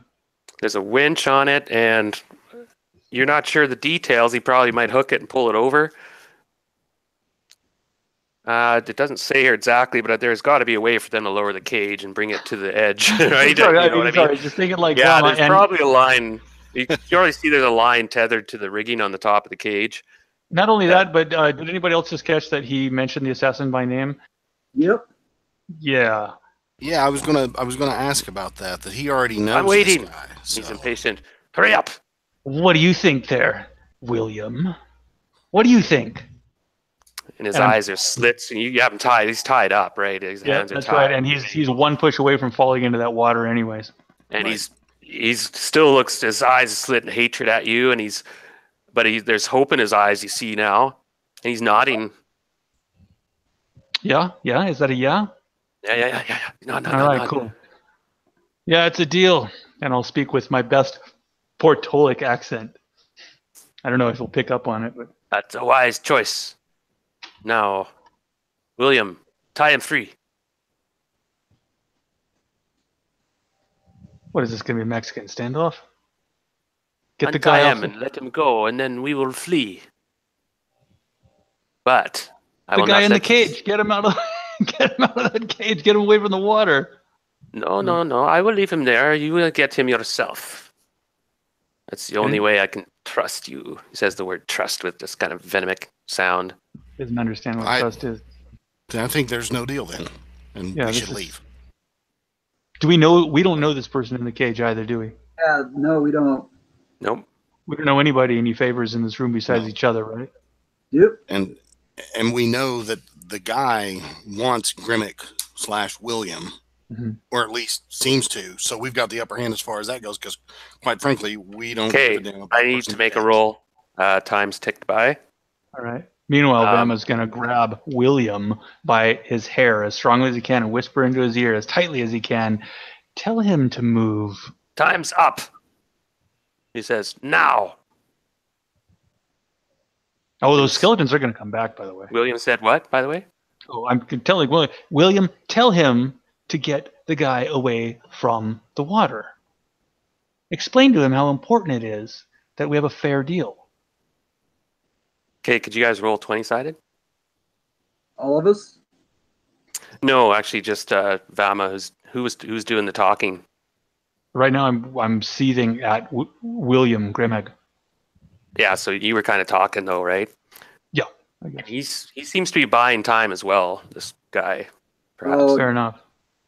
If this doesn't happen, William's going into the water. Roll- So Yeah, roll you know, 20-sided. an 8. And this guy gives out a laugh. Too late. Click, and he hits the lever, and the cage starts to drop.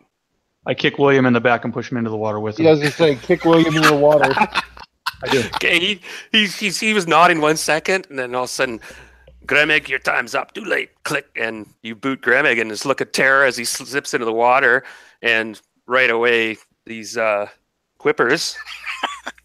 How deep is the water? Unknown.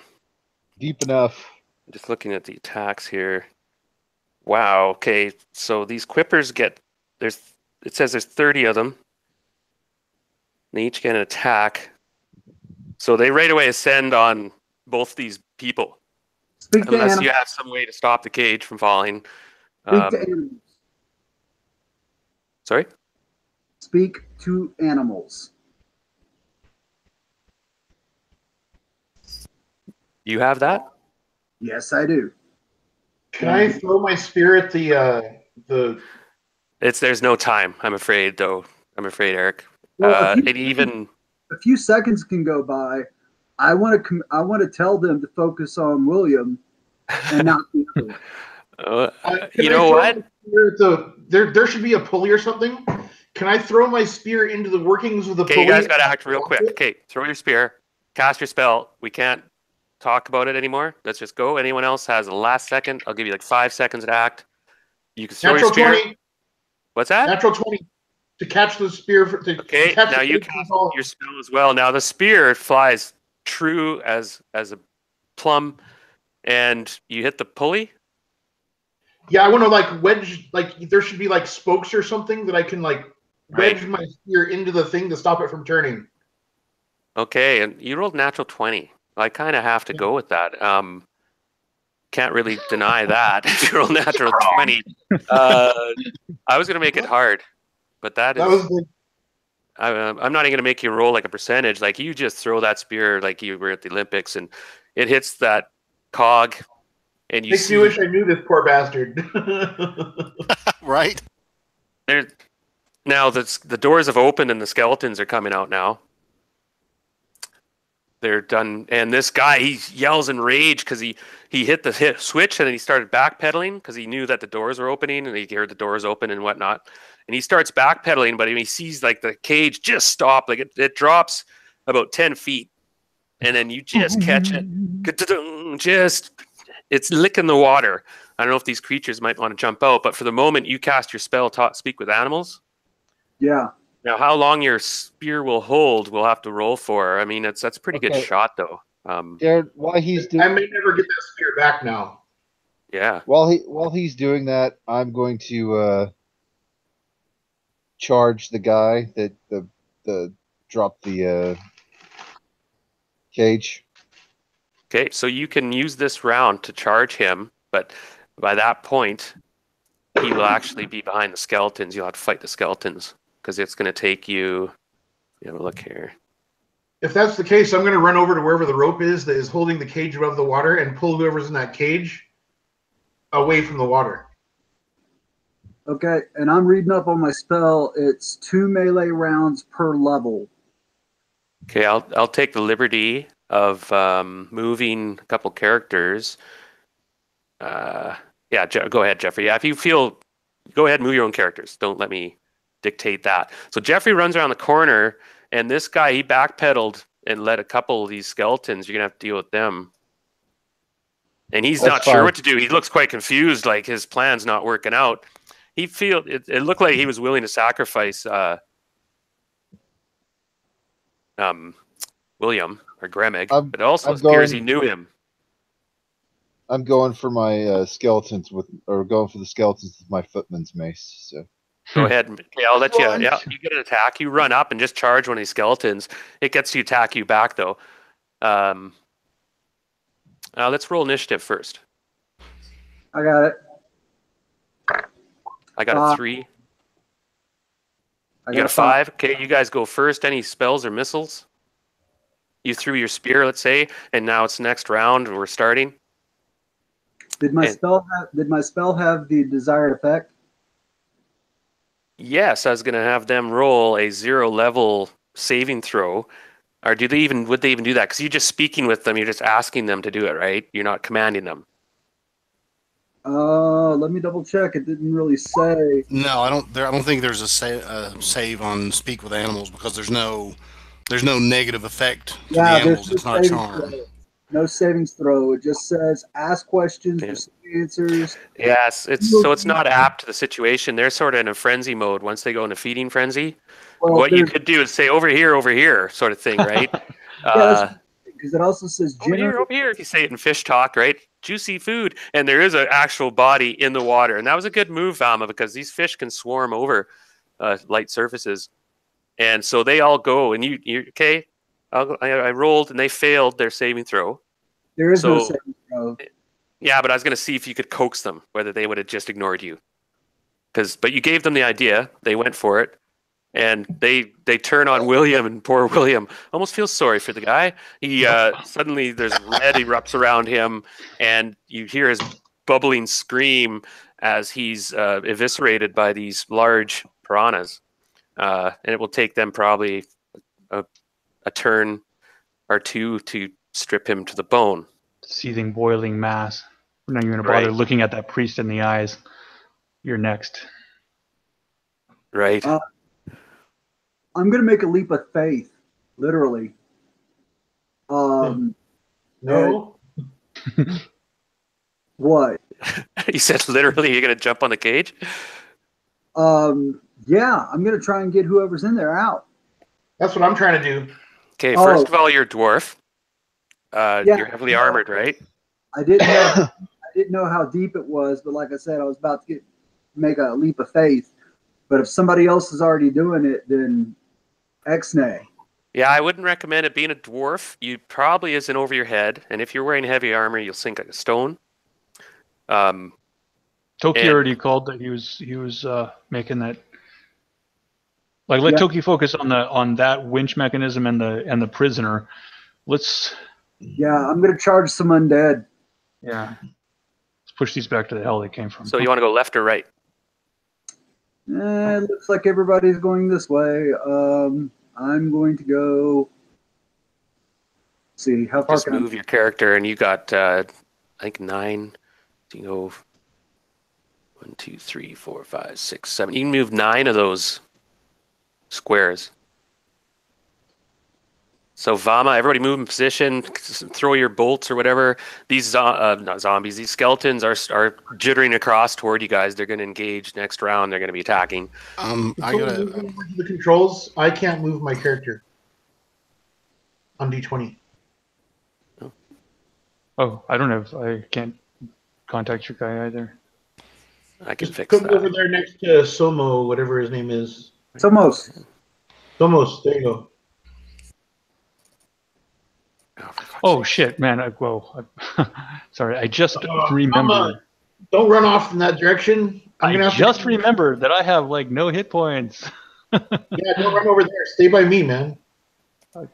I'm drawing my short sword regardless, and I'm going to protect this side. That assassin guy had 3 potions of healing on him, so I'll let you retro drink those now. Do we have in this you should be able to area, move him now, Byron. Oh, sorry, Joe. Go ahead. That's okay. I was going to say, I was going to try to cast an entangle spell, but I don't know. You know that relies on the plants in the area entangling creatures. Considering where we are, probably not going to. I just realized that. And the smell and everything, and this is like it seems you're in some dank dungeon almost. Not very pleasant. The pool has a shimmering kind of light to it a bit for some reason. There's a light spell cast at the bottom of it that makes a sparkling effect on the ceiling and whatnot. It seems like this was a sacrificial pool where they gave people to the quippers. So anyway, Jeffrey, did you roll your attack on that skeleton if you could? Not yet. I will. Okay, go ahead. And we'll move you. Now, Somos, you can go up beside him and attack the other skeleton. All right. So, like, yeah, right there. And go right ahead there. I'll tell you what you need, basically. All right, give me a second here. Yeah, I hit. Nice. Yeah, that is a hit. 17, so I'm pretty sure I hit. Right, now, they don't have a whole lot of hit points. You can see they're quite brittle when you shatter into them. Now, if you have edged weapons, are pointy weapons, that's half damage. I'm using a footman's mace, so... Oh, okay, you guys are good to go. the staff, so that's good. You destroy them. You feel that they don't have a lot of hit points. They just shatter quite easily. Yeah. Yeah. Generic skeletons, not smash. And this guy, bare-chested guy, he's backpedaling now and looking a bit concerned. And he's going to turn and run. I'm going to blow him a kiss. You're next. I'm coming for you, laddie. Just keep an eye on him. Vama's going to stay with his back to Briffin, but with his sword out, just in case any of these skeletons are going to come around this side just to protect you. They'll probably reach the other side of the pool this round if you let them. They'll get to like this point.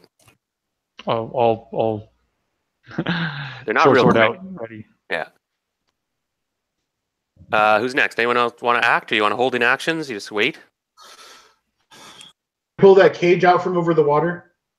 If you can lasso it or something, you see there's a line that goes. There's a staircase over here. You see that?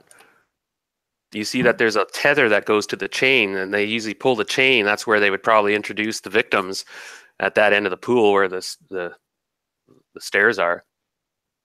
I'm going to head over there, I guess. Yeah, you have to get through the skeletons, unless you want to swim. I'm going to. Well, where are the Quippers now? They should be in the corner somewhere fighting that guy. Well, they're like right at your end, most of them. And a couple are swimming around the cage, and then coming back. They're in a bit of a frenzy and confused, but most of them are still, like I said, for the next turn or so, at least they're going to be mowing on that guy. Every single one of them is going to be over there. So what I'm going to do is the koi, yeah. I'm going to run and make a flying leap, and if I can cut across that corner, then I will. But otherwise, then I'll just leap and then come out the stairs. Oh, so barbarians can leap quite well. I'll leap really far, and then I'll swim if I have to a little ways to come up those stairs. But if I can just make it across the corner, I'll do that. So you'll run behind these guys and then jump across. Yes. Nice. Okay, make a dexterity check. Why did I? Okay, I'm moving this stupid. I rolled an 11, so that should make it. Yeah. So you run around and doing your barbarian thing. You leap right across the whole corner, and it's about 15-foot leap or so, but you just sprint and run. Now the bald guy sees you. Don't do this in the pool, guys. You guys will die. Yeah, and you do see that there's a ring there with a little hook, and it's got a rope that goes to the top, and that purpose is to pull the cage over so that they can introduce new victims. That seems overly complicated, but I'll pull him out. Yeah, they have to pull him. Yeah, I guess they could use like a shepherd's crook, but it's the priests are complicated. Okay, it's all elaborate. It's got a curly little snail motif. You can't even pronounce the priest's god's name. You know that they have a lot of issues. A catcher or something on push people in with a long stick. So the guy, the half naked guy, runs at Toki and takes a swing at him. What's he using? What's your AC? Now he's going to try to grab you and throw you into the pool. So he's going to try to grapple with you. You're big though, right? He's an idiot. I'm throwing him into the pool. All right. Yeah, actually, I just thought of that. Hold on. Okay, he's really tough. His name's Thim.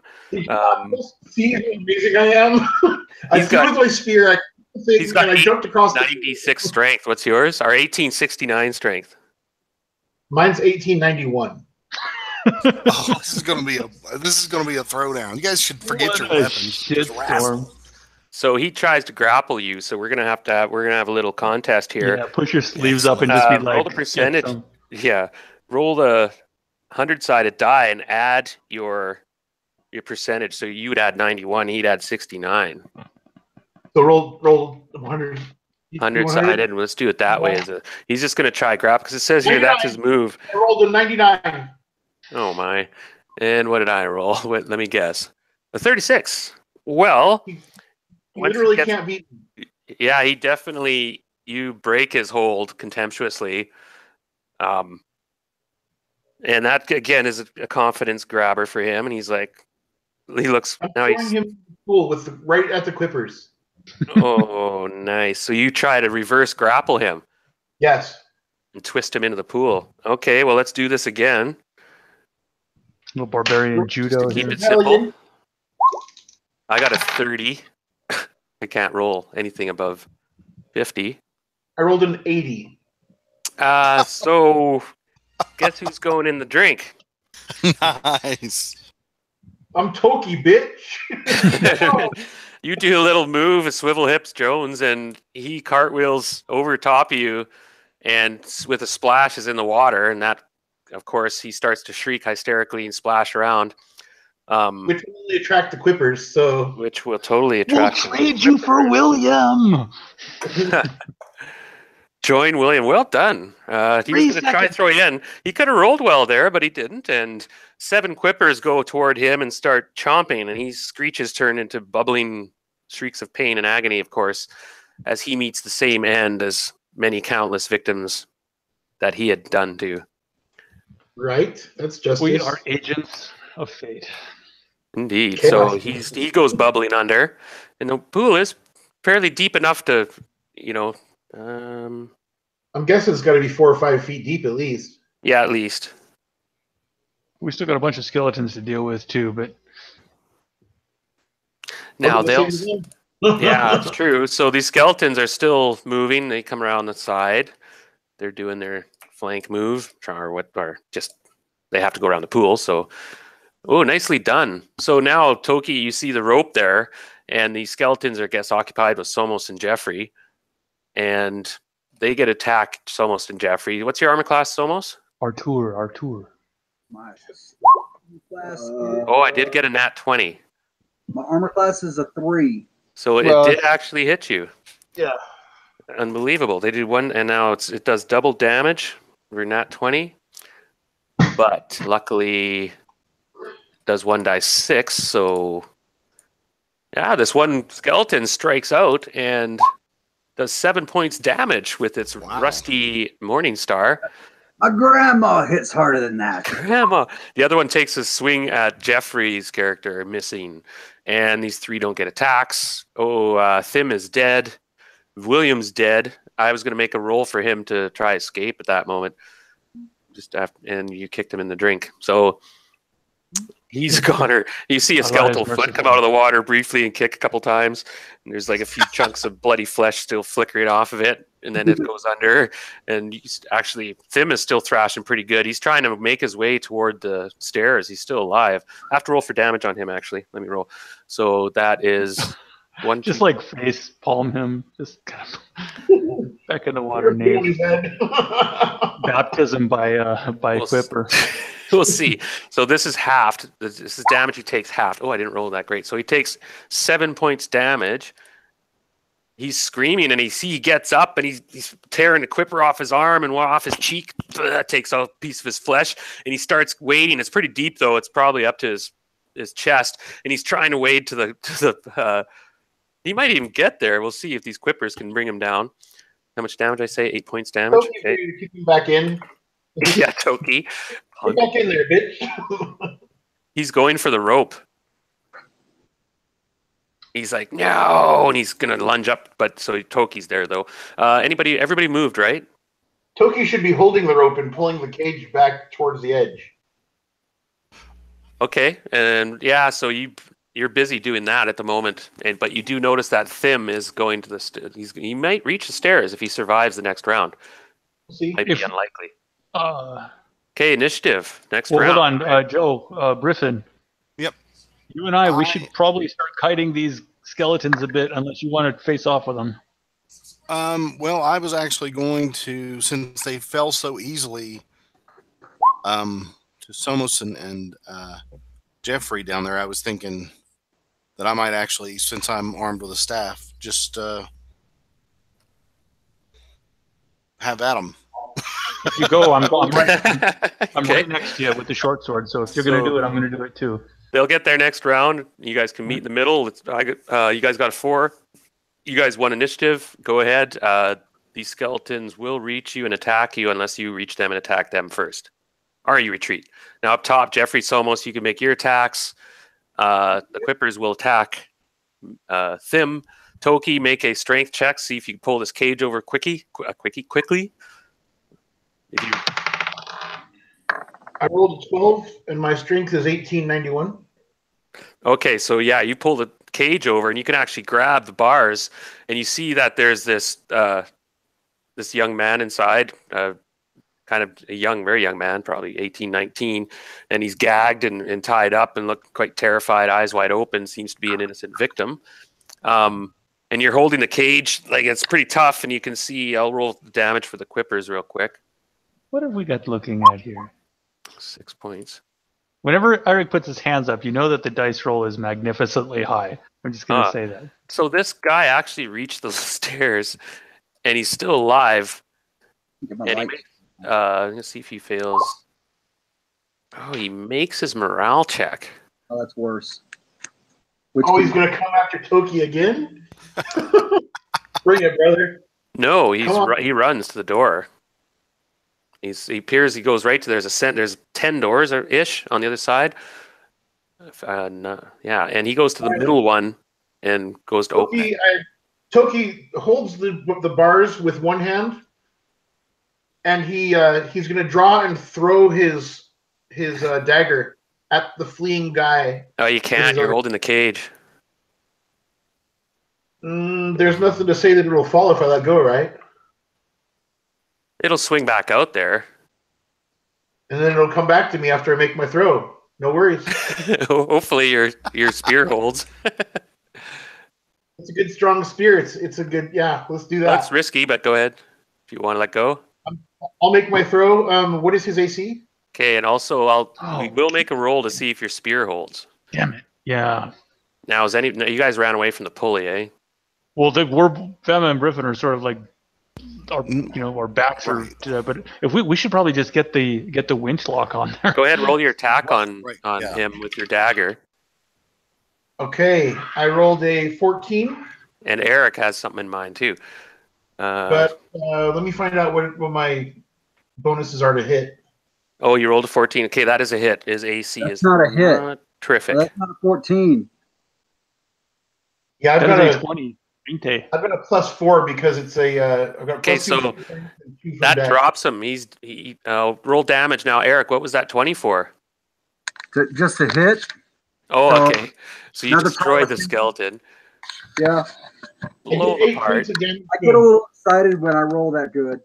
Oh, you shatter him, and you can see Toki let go of the cage and throw this dagger and hit Thim in the back and roll damage 1d4. I rolled. I came up with 8 damage. You don't get strength bonuses for that. For thrown dagger. Oh. No. I rolled a 3. Why not? It's like a baseball. You no, think just like arrows don't. You just missile weapons don't get strength bonuses. You do get the magic bonus or if there has one. You will in the hex mark. So I don't. I've got damage. 3 points of damage with my dagger. Go ahead, Brian. I did 3 points of damage with my dagger. Then if I don't get a strength bonus. Right. And he slumps against the door, apparently out. You speared him in the back. Then I'll turn and catch the cage. It's swung out. Now roll a. I'm gonna roll. How would I do that? See if that holds. It's a good chance it still holds. It was a good throw, but there's a lot of pressure and torque on that cage, and it's swinging around and moving, and it could easily pop out. So I'll let you roll a paralyzation, poison, or death magic saving throw. Okay. Let me see what my save is. I'm not sure if barbarians get any more bonuses. It says 14 as your root here, but I think you get...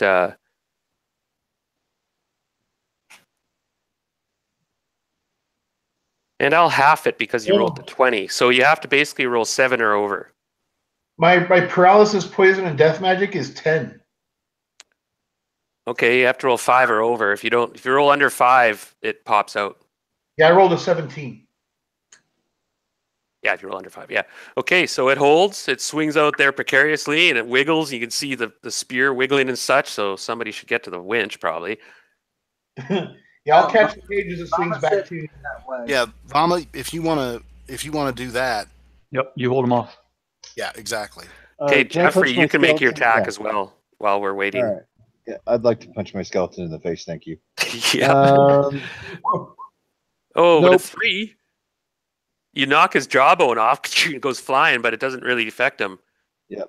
It's just another bone gone, and it doesn't even phase him. He takes a cut at you, takes a miss with its rusty sword. Vama runs over and secures the pulley. Yeah, when I get a winch lock, I'm sure there's one on there, right? The ratchet lock. Yeah, the lever's there. And You see it just pulls down and flip lock it right lock up in the there, cog. or drop it these in. Yeah. 3 skeletons come at Griffin. And So this one with the crossbow doesn't shoot the crossbow; it just uses it as club. Okay. So you got 3 zombies or skeletons going to attack you. Okay. You get first I am attack going- though, so you swing I'm at one going to, or cast spell or whatever you were going to do. I didn't mean to. right. I'm going to, in this case, I'm going to take my my staff and roundhouse try my best to into the pool. So, This is actually some pretty awesome cinematic, like Legend of Zorro shit. Yeah, no, and I've that was a good throw. That really made a difference. I was like, oh, okay. But anyway, so you roundhouse staff. Did you hit him? right. Let's see here. Yeah, I hit him. So And they have 4 hit points. This one.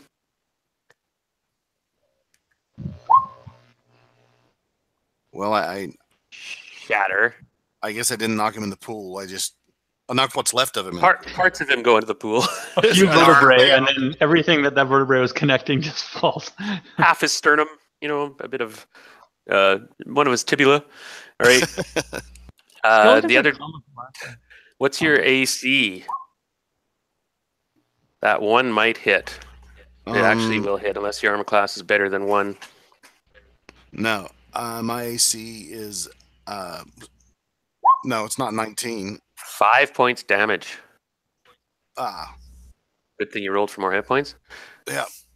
How many hit points do you have total now? I have 19. Oh, nice. So you got 14 left. I just punched it in for you there. What level are you?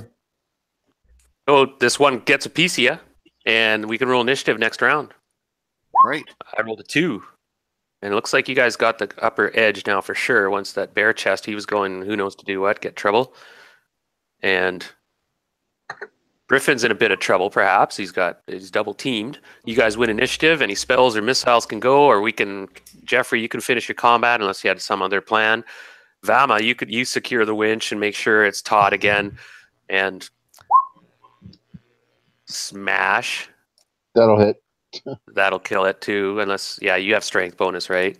Yeah, I got a 1 point of strength damage. Yeah. Vama wants to remove the so roll spear. your damage then. Toki's Actually, spear. may not kill it. I thought you had It does. Okay, it does. All right. Shatter.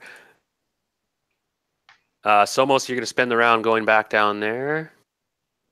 Yeah, since Belma has that under control, I'm going to come back down here. Okay, so you'll get there next round. Vama wants to remove the spear from the winch mechanism. Yeah. Oh, good idea. And toss it to Griffin, Toki. you guys can make your attack on the one with the crossbow there. Yeah, that's guy who thought he was going to club me with a crossbow. I'm going to club him with a staff again.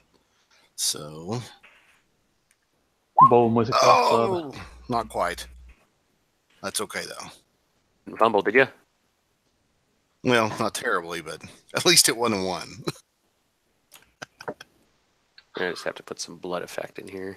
Nice. Awesome. Chum the water. Oh, actually, there is an actual blood effect. There, give me a second. I'll show you. That's awesome. Look at this. Where is it? That's awesome. Cool, Fountain. I'm in such horrible pain. Look, we I feel turned like the pool this into a is fountain. where we know who he is that we're killing because this is just awesome. Cinematic, cool shit. It's a great place for a final fight, kind of a boss battle. Oh yeah, this is apparently just okay. Well, we'll continue. Griffin, go ahead. You made your swing at the guy with the thingamajigger, right? Yes, and I missed. Right, and Somos, you can swing at the other guy. Oh, sweet. Where's mine? There it is. 19. Smash. And you do strength bonuses, right? You got like 1891 strength, or no? Oh no, 18. I've only got 16 strength. How much? Okay, roll damage then. 7. Shatter. Okay, these skeletons aren't tough undead. I mean, they were just meant, as guards, perhaps. Not sure, but anyway, they go down hard. All these skeletons are shattered, and there's silence all of a sudden.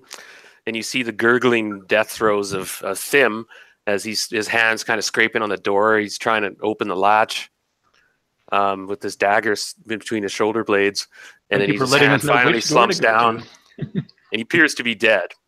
Thim and Toki. Now this cage is still out there. And Toki, you can, I guess, you retrieve the rope again, or not. Actually, you guys don't know who this is. Maybe it's dangerous, but you don't get the impression.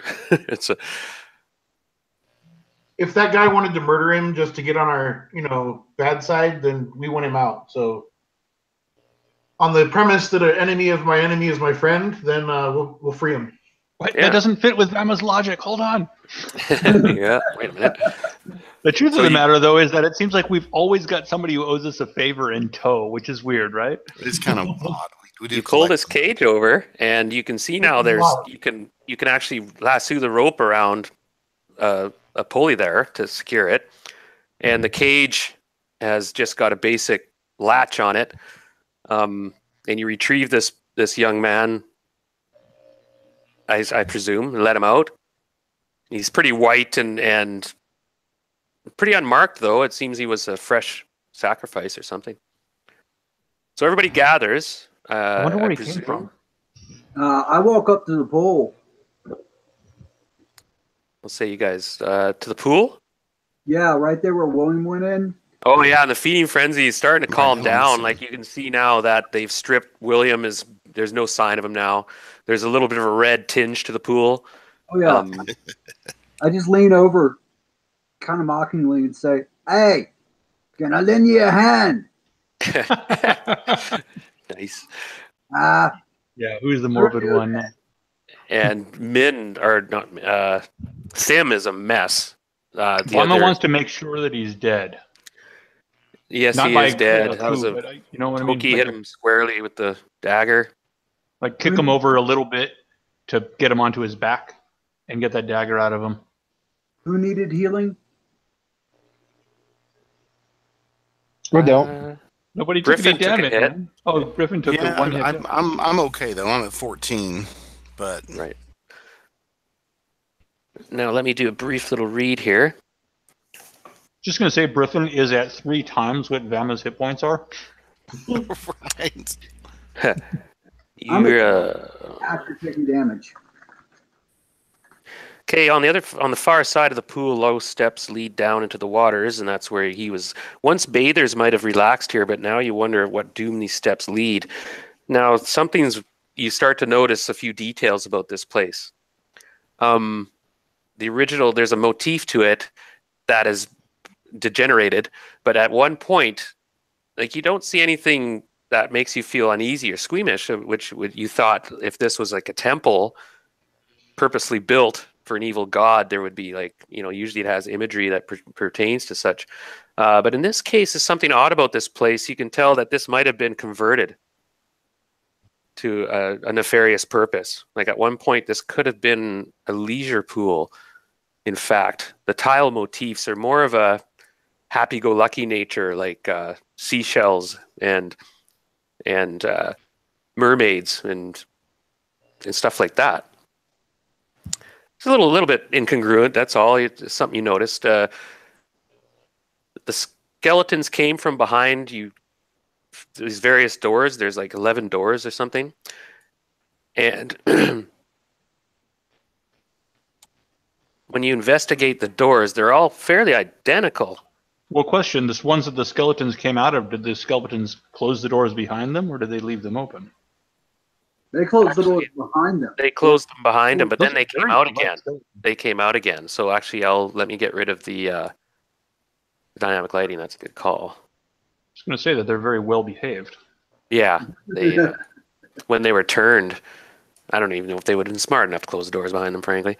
But as you can see, there's identical 5 foot wide, 10 foot deep cubicles, not technically cubicles, but anyway, I forget what you call the rectangle type, that served some purpose. At this point, there are mandacles and chains. And you do see over in this room where the door is still closed, actually, let me put that back. The skeletons weren't in all the rooms. And what do you do with the guy when you free him? Do you untie him? Like free his hands and his gag? I'm guessing. Cautiously, though, you're not going to. He's your prisoner, Toki. Now you know what it feels like. Right. You know, I've still got a club and a net, so I'll take care of it. So you untie him, and he's sore and rubbing his, and he speaks in a Port Tully sort of accent. He goes, oh, I thought I was a goner there, and he's looking at this Toki, this big savage guy, and he's looking at the dwarves and everybody. Where did you guys come from? I just seen the glowing portal. What makes you think you're still not a gunner? Whoa. You don't speak really English. You don't follow it, Toki. He speaks really quick and has a weird accent, so you just get certain words. Did you say I thought English? Mom and I kind of had a... Seems grateful, though. He's like, but he's cautious. You're a big, savage dude, with tattoos and stuff. He's not sure what to think. Well, no, I was talking about the guy in the cage. Was he? I'm going to get a Clipper tattooed on my arm or somewhere. So, say again, Eric? The guy in the cage, was he not speaking? Well, I've got a lot of languages, actually, but was he not speaking common? Yeah. Okay, yeah. He mentioned glowing portal. I'm like, whoa. Glowing portal? Yeah, he saw your guys' portal open No. when he was in the cage. Hmm. Or he just saw a glowing window. Like, he's like, what the heck? Where did ye come from? I'm getting a inkling of where Soros is coming from. Somos. My name is Othos, and I'm just a cobbler's apprentice. Was that Othos? Yes. He goes, please, everyone. I don't know how I ended up here. I was drinking at the tavern and woke up in the cage. Wait, The tavern? What tavern were you drinking at? It is called. We're all friends here. Aren't we? It's called, and he kind of looks a bit embarrassed. It's Harry Funkerbeans. Harry Funkerbeans. And he looks a bit scared, but very relieved to be alive. He seems genuine. He's like, yes, it's near the wharfs. Sounds like there's more than one portal in this area to leave from. Sure as hell does. Do we know anything about a tavern or club called Harry Funkerbeans? Ian, I was just actually, you've heard of it, Ian. Vama's heard of it. Really? It's in Port Tully. Something, a picture is beginning to come to me, which Vama will be able to mention after maybe everything. This is not exactly the most appropriate place for speaking of such things. Mm. But I think there's an idea. Is Harry Funkerbeans well, never mind. What do I know about it? Anything? The type of clientele? A very seedy bar. Wondering why he looked embarrassed for being there. Yeah, definitely. And he seemed like a young kind of, not, it seemed naive young guy, who knows, right? But yeah, you've heard that it's a very seedy bar. You've never been to it, but you just know that it's one of those rough bars. Flavors. Very rough bar, yep. And so it may be entirely possible that there's a network of these gateways that are part of a slave ring, which makes it very, very problematic.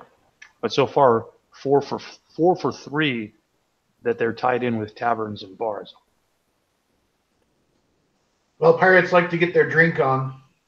Wait a minute, Yeah. Port Tully, the third gate. Aye.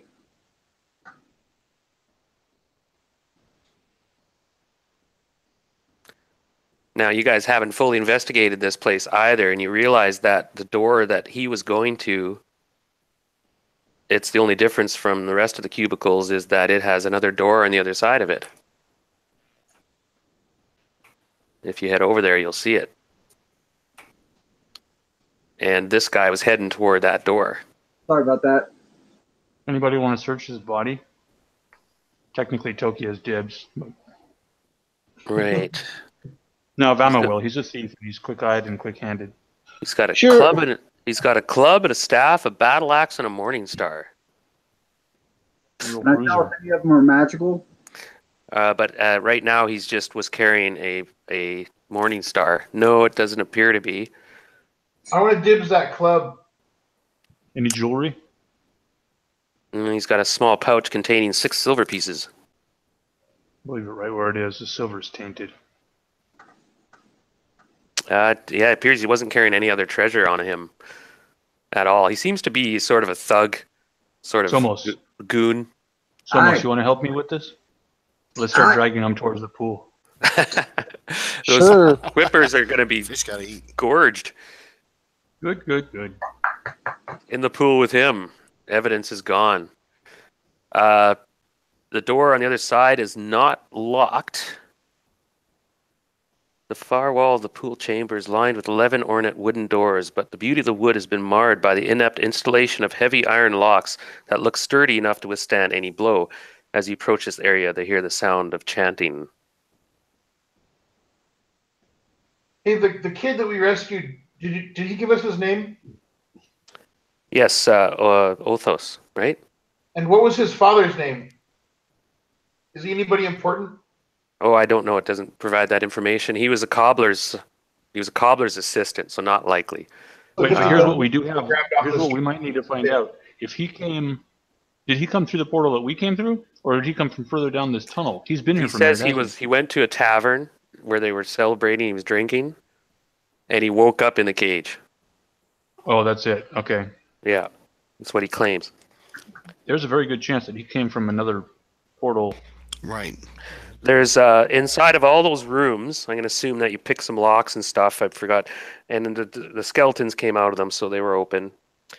Occasional mementos left by some former occupant, like there's scraps of clothing, a tin plate, and with a nod bone on it and stuff. So they were using these cells to hold their victims.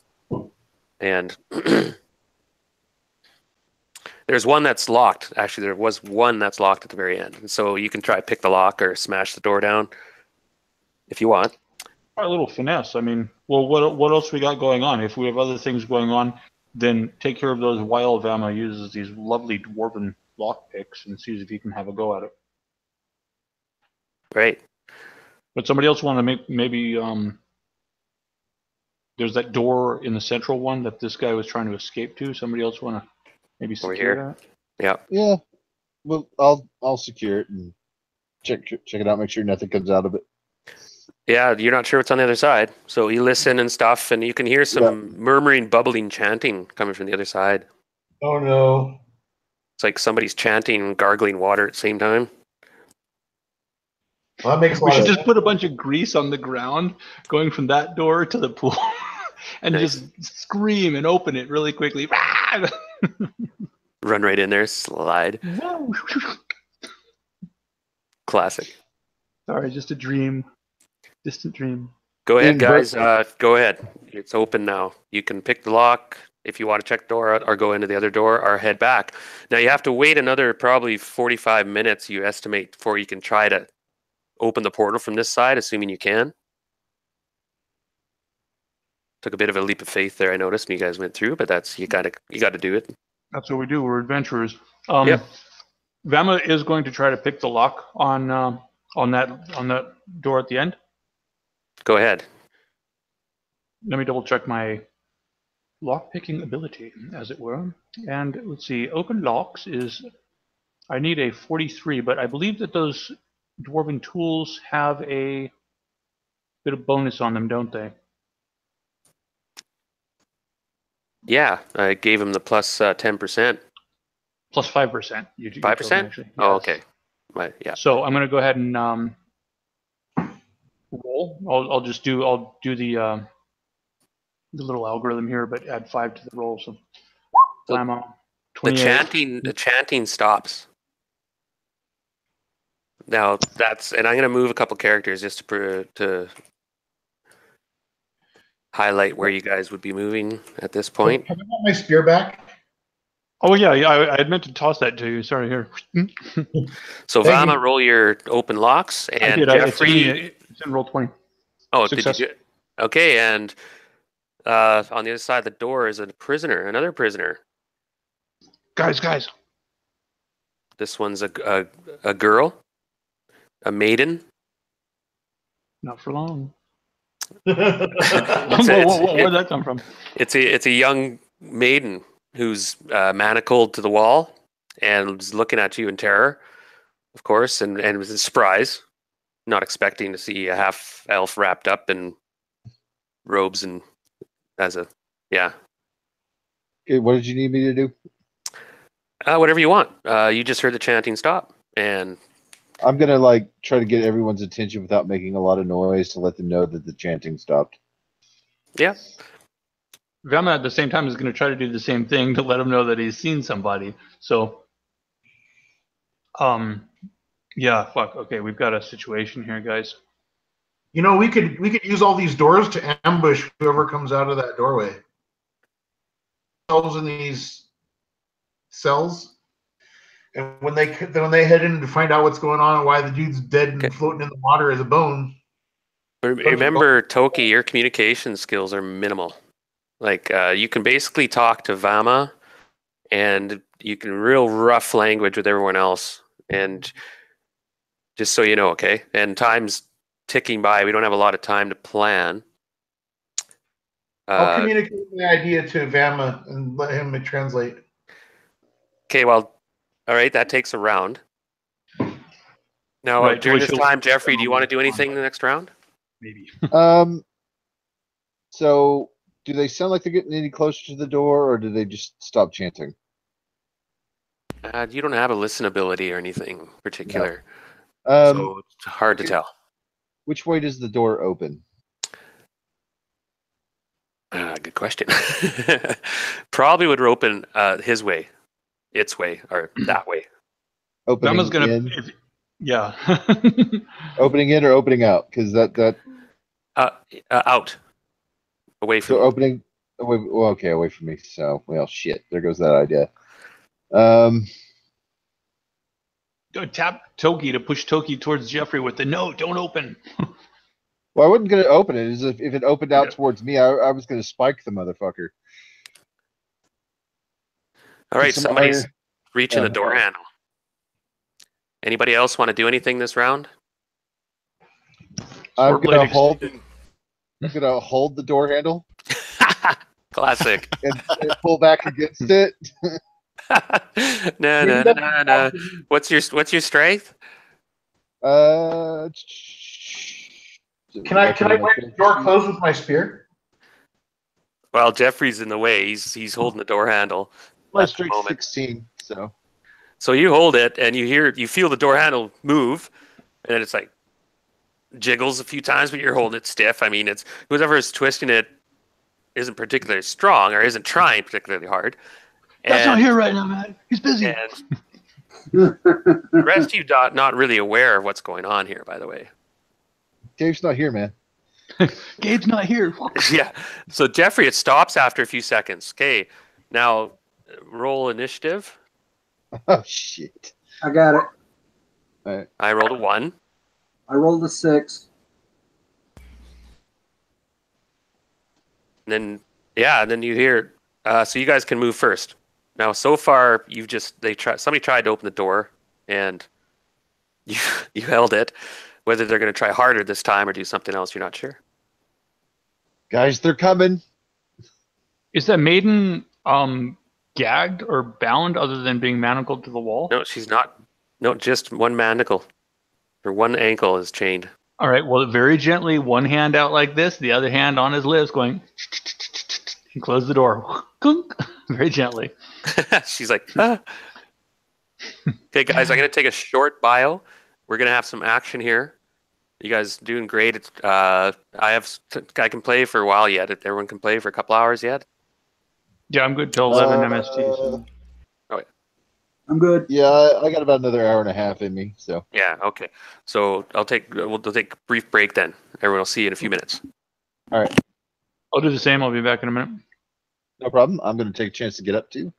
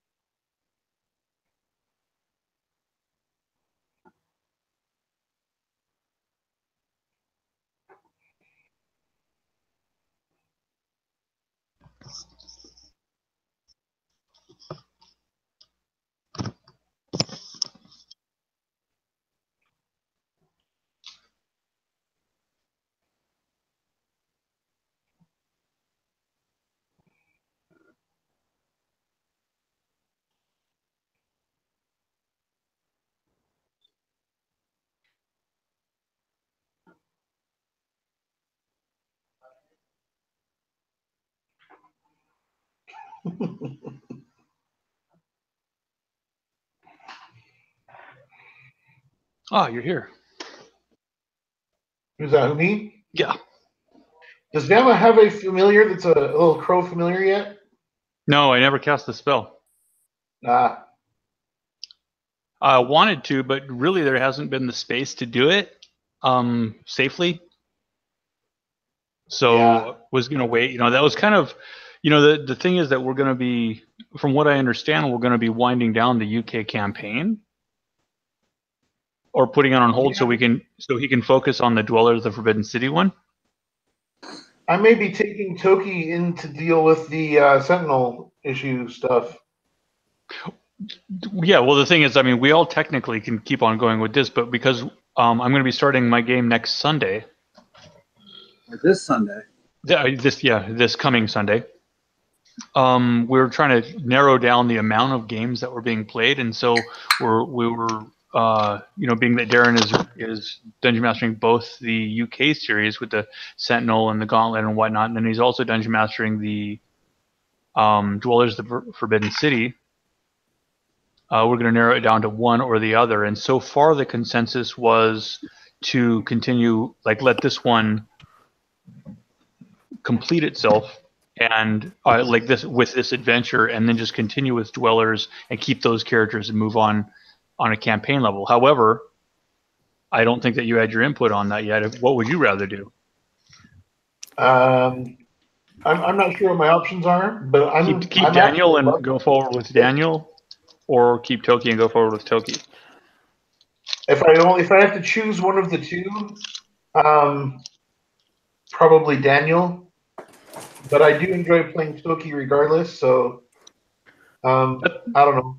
Yeah, that's kind of like where I felt like my choice would be between Vama and Karl the Warg. And I like both characters, but it'd be fine. I'd be fine to like. It feels like it's easier to just come to a completion or conclusion with Vama and their adventure, and just we can move forward and get out of the jungles and go forward into either the slave series or I mean let Darren talk about that. But like I think he has big plans. I have been thinking about that, yeah, and things are moving towards. I have to make a decision, and we'll talk about that. Yeah, Ian, that's a good call. Which we can talk about that later on this evening or whatever. But yeah. I was just bringing Brian up to date with that concept. So it's next round. You guys ready to roll? Yep. Aye. Cool. So you guys won that initiative, right? Yes. Again. Yes, I rolled a 5. You want to, Jeffrey? You're still holding the door handle. The struggle stopped, and you're not sure what they're going to do this round. I'm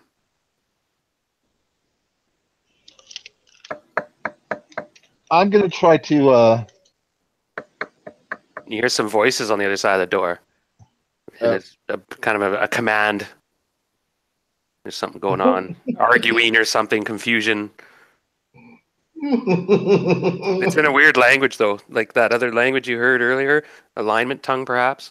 Vama's going to hide in shadows at his current position. Or make your roll then. See if you find some shadows to hide in effectively. Yeah, he pulled and into anyone the else, you doorway can of declare the what you cell. want to do. It's your turn. Go ahead. If you're casting spells, let me know. Or if you're gonna, there's nothing you really do. The door's in the way, unless Jeff opens it, of course. Right, but Vama's going to back up into that cell, the empty cell there, and just around the door in the doorway there, and try to hide in shadows there. He's going to remain as still and as quiet as he can. Yeah. So, with a Roger, short sword. Do you guys want me to let this door go, or do you want me to keep trying to hold it? Get ready to blaze. Cast a spell. I know it's not much, but I'm gonna cast chant. Oh yeah. Better than nothing. Yeah. That gives everybody a +1 or on defense or something. It gives everybody a +1 on defense, and all enemies basically a -1. Well, that's big. So Jeffrey, your move. Actually, you're the linchpin here. All right. Do you guys want me to let this go, or do you guys want me to keep trying to hold it? So you let it go and let whatever spills out spill out, huh? Yeah. I got your All right. back. Then I'm going to let it go, and I'm going to back up to the entrance of this hallway here. Okay, whoever's on the other side. Yeah, I mean, I'm trying to channel them down the bottleneck so that they can't swarm us. Yeah. Oh, yeah. They open the door as you're backpedaling, and you see this shocked. This guy. He's naked from the waist up. He's wearing sort of this layered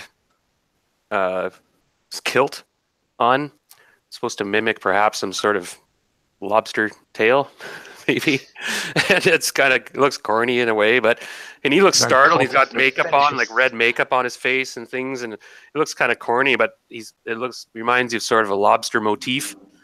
And then behind him, you see a woman, the first female you've seen, who's like dressed similar to this guy, but she has a headset on, and it has long antenna on it and stuff. It's sort of another memory of a lobster head.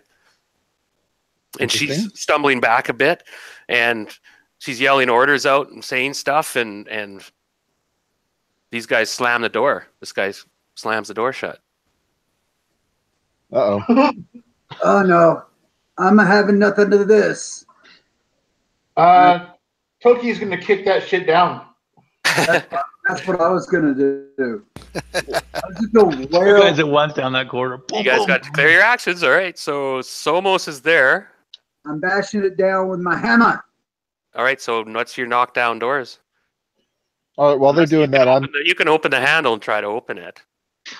Or you can try to kick the door in. You can boot the door in if you have open doors, if you're strong. I'm switching weapons while he does that. So What do I roll for kicking down that door? Okay, so what's your strength? I thought I was doing it. 91. Is it? Oh, Somos. No, Somos is there. There's only room. It's only 5 feet wide there. There's only room for one big person. I declared it first. I had 3 to 6. I rolled a 5. Yeah, well, we got to move our tokens because I thought you were still way back here, Brian. I moved. gave you- I can't move my token. Sorry. I think you can now. I changed it. Yes, you did. That's nice. Thank you. Yeah, sorry about that. I assumed you were still back. So for now, Somos he's there. What's your open doors? Do you have it on your character sheet? 3 to 6, and I rolled a 5. Okay, boot, the door shatters open. And you see this female backpedaling a bit, and she's giving orders, and she's chanting. My spear is going into her right now. I'm throwing. I've already done my chant, lassie. Hey, let me just make sure you guys can see what you're supposed to see. Oh yeah, so the guys that are dressed in like the green little bottom pieces, they seem to have these typical motif of this red kilt, and the woman seems to be a priestess. And I'm throwing my spear into the priestess who's chanting. right, and she gets plus you're -5 because there's 2 people in the way, 3 people in the way, in fact. Well, he still gets the +1 for my spell. All right. Well, you recall last time I picked up a magic spear that I don't know the pluses for? Yeah, so it's +1 for you. So you get +1 for the chant, so that's +2, but you're -5, so you're -3. All right, and a +2 more from strength. So only -2. I rolled an 18 to hit. Well, that'll do the job. That is a hit, actually. And again, missile weapon, you don't get your strength bonus even to hit. I think missile weapon you get. Oh, in that case, can I charge? Can I charge in there and keep my strength bonus? Somos is in the is in the way. There's too many bodies in the way. You threw your spear, you hit them, you get your damage. And does my spear do D8 damage? Sorry. 1d6 missile if you're throwing it. All right, 1 second. And it's +1, remember, because the magic or the spear quality. Right, I've got a total of 6 points of damage. Then I rolled a 5. Oh, really? Okay, it hits her pretty good, and she's quite wounded. Stumbles back, and her spell is disrupted. Now, does she make a roll, Ian? How's it go again? If she took damage, she loses her spell focus, right? Yes, that is correct. Yeah. There's no. So you see this kind of black aura shimmer around her hands and her eyes for a second. Good shot. Excellent. Your spear goes whipping by. Somos, you run up and kick this guy in the crotch. He's right in front of you. He's surprised. Well, I don't know. Do whatever you want to do. The rest of you have to kind of. Somos, you got to get out of the way. You got to take this guy out and get in the room. Right? I'm going to underhand him with my maul on his nuts at your suggestion. Okay. I'm going to try to run past up here if I can get in here. No, you can't get past me. Hey, roll first. See if you take him out. You can keep bull rushing, right? Yep. Yeah. So Somos gets How's an 18? Ouch. Okay. Roll your damage now. You get your full strength bonus or whatever bonus is. You plus the you don't get the chant for damage. Just to hit. I rolled max 7 damage. Okay, let's see. These guys have different hit points here. Followers. Worshippers, he calls them. Worshippers. They look like a bunch of fetishists to me. Okay, this guy was the guy. So sorry, your total damage was 7. Nice. He takes a hit and stumbles back, but stands his ground. He's pretty tough. They got like partial armor, not great.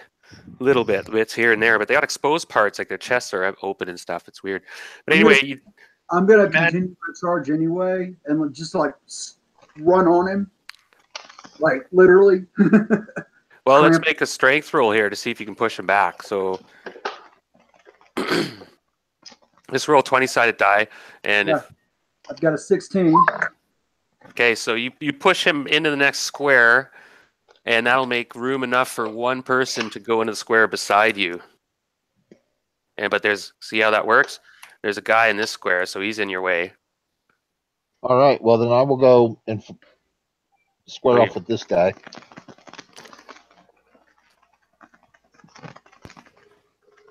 Okay, so now Jeffrey can force his way in. Toki, you'll be able to get in next round, run around the corner.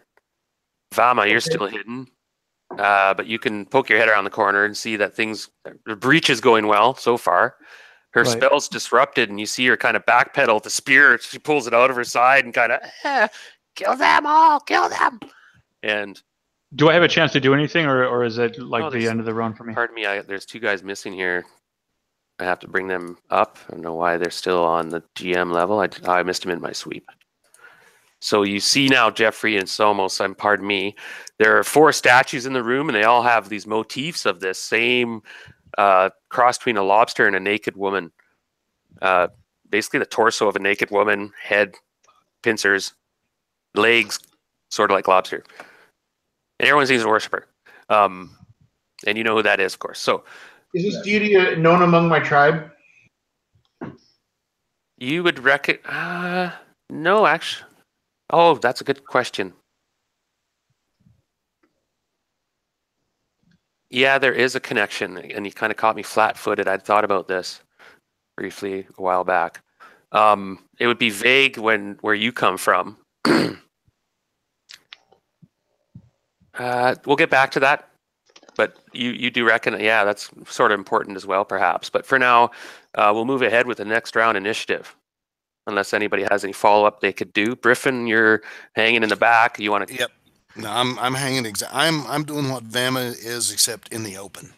Right. Well, what I'd like to do, though, if we see all this mosh going in, I'm thinking that maybe we Vama can take the opportunity and try to pick the lock of the manacle that the girl and make sure that she's okay, right? Right. Okay. Yeah. You didn't lock the door. You just closed it, right? Yeah, just gently. I didn't even close it all the way. I just wanted her to be quiet and maybe have to avert her eyes in case there's a bunch of carnage out here. Now, when you see her again, make a intelligence check, but I'm going to make it very difficult. It's going to be -10. Intelligence check at -10. Okay, and while he's moving back, he's letting Griffin know that that's what he's going to do. I'm going to go get the... Oh, did you even see that there was a girl in there? You could have told him, I suppose, but we got to be there's a more prisoner, communicative, yeah. There's a prisoner in there. I'm going to go make sure she's okay. Okay, and I say she. Okay. Yeah. Okay. Feel free to role play if you like going so wild too, guys. I just don't want to make that override the descriptions that are happening, for action. So there's that. Okay, intelligence check at -10. So that means I'd be rolling against intelligence 5, correct? Yeah. 15 intelligence. Yeah. All right. It's a bit of a long shot. I will tell you, there's something reminds you of the girl you recognized. Okay, no, I didn't make the check. What did you roll? I rolled a 15, which would have made the original intelligence, but not modified. Something you recognize about her, but it's too quick, and she was looks a lot dark like the fish, and she looks like the fish in that bowl. No, well, it's something. But she feels like a fish in a bowl. That's all I'm saying.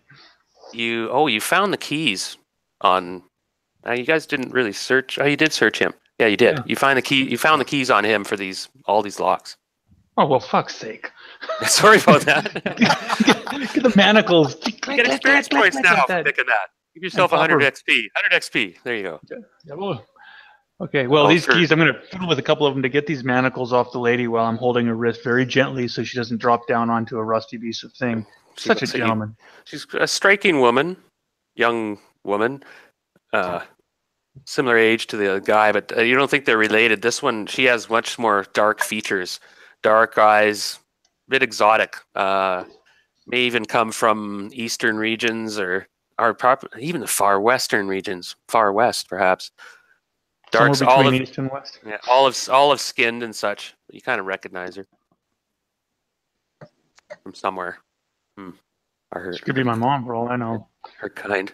Yeah. Now, Right, but if we can get her down gently, and I don't know how long that's going to take, I'm going to get her and guide her by the wrist and elbow back into the just the room, right about this point here. So she's grateful and she's being quiet. She seems to be sort of with it, and she looks around like holy in the room and sees blood and stuff, but she's holding her together. Seems pretty brave, surprisingly so. Right. So Griffin should be able to see as well at that point, right? Maybe that there is a prisoner. So, Right. Just want to hold up. Velma wants to hold up his hand. Like, just don't worry about it. Like, let's not draw any attention to her. Okay, the priestess is attempting to cast a spell again in her round. On initiative there, boyo. Yeah, just so you know, but she is. Okay. And the other people are going to form defensive perimeter. They're all attacking you. Blip, blip, blip, take your soul. One mutters. Well, I'm ready to, attack my dude. So go for it. This one's wounded.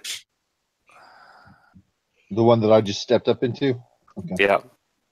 All right. Well, I switched to my broadsword, so that's a different roll because I are specialized. All right. So, or not broadsword, bastard sword. Give me a second here. So that's a 12. So that should hit. Yeah, that is a hit. They don't have great armor class. And that finishes him. He's got 3 hit points. Oh, yeah, he's dead. So you run him through. Now, you can't switch combat or weapons in mid-combat. You're saying you switch to your sword? I switched before we even came in here. Oh, gotcha. This guy goes down. You cleave him. That was the one I was fighting. Sorry, that's why I got mixed up. So you need to roll for damage for me. All right. I got you mixed up, Samus. Sorry. You can roll your attack as well, unless you have other things in mind. No, I was gonna stomp on his chest and throw the business into my maul right into his face. Okay, go ahead. Now, Jeffrey, both of you can roll your attacks. And you already hit. Just give me damage, Jeffrey. I want blood effect. And Blaster, yeah. Yeah, I need a blood effect too. Bubbling blood. I got an 18. Bubbling blood. Blah, blah, blah. And 8 points of damage. Okay. Corn is pleased. That was awesome. 8 points damage. Yeah. You said? Oh, nice. On this guy here, he definitely goes down. Or this guy here, yeah. So he has. These guys aren't such pushovers as you'd think. He takes a hit, but holds his ground. So almost you rolled an 18. Well, that'll finish him then. He's dead. Ugh. And next, who's next? Toki. Yeah, you burst in next, and Griffin, your follow-up. Which one do you want to hit? One of those two? I actually want to run straight for the. I'm going to move. I want to hit this chick that I already hit with my spear. Yeah, but this guy will block you. You have to get through this guy first. All right, then I'll attack that guy. Roger. Right. Oh, where did he go? Who moved him? Okay, go for it. Now this guy, he's the toughest guy. He's well, I've got two clubs because I picked one up off the dead guy in the other room, and I'm going to use picturing both right now. That movie Conan the Barbarian when they're scrapping in that temple sort of lounge. With a Rexor and foreground. They got a big cauldron full of heads and limbs. That little can, they go flip, flip. That's kind of what's going down here. So this is paradise. Tulsa Doom. I rolled into 16 to hit. Oh, wow. Okay, so you hit this guy and roll your damage. Now, this time you get your strength bonus. That doesn't count. Yeah, these are not thrown, so I do get my +2 to hit. That's with my strength. With your club, right? Both clubs, yes. Gotcha. And I rolled 4, so that's 9 points. Oof. And a 2, so that's 7 more. Oh, really? 16 total. Wow, nice. That killed him, man. He looked like the biggest. He was like the big guy that Conan slices his stomach open, and he falls against. Toki. Don't screw with Toki. Toki, bitch. What weapon were you using there? Nice. I have a pair of clubs. I had one on me already, and one that I got from the guy in the other room. Massive internal blunt trauma. Face shattering blow as he collapses dead. And the chick is like gonna try cast this spell on you, and these black tendrils reach for you in a different manner than the previous spell. That one was kind of cooked. And you shriek in pain as these black tendrils are going to try grab you in a cause light wounds spell. To who? To Toki, because she sees you club down. Her guard there going to come in and squish her, so she's about to get fucked up next round. Make a save versus spells. There's no save for cause light wounds. Oh, so it's going to hit you. So you she has to make an actual touch hit though. Oh, okay. So you bat down this guy and she's there trying to reach. Oh, what's your AC? Ooh, I rolled a 15. That's going to be close.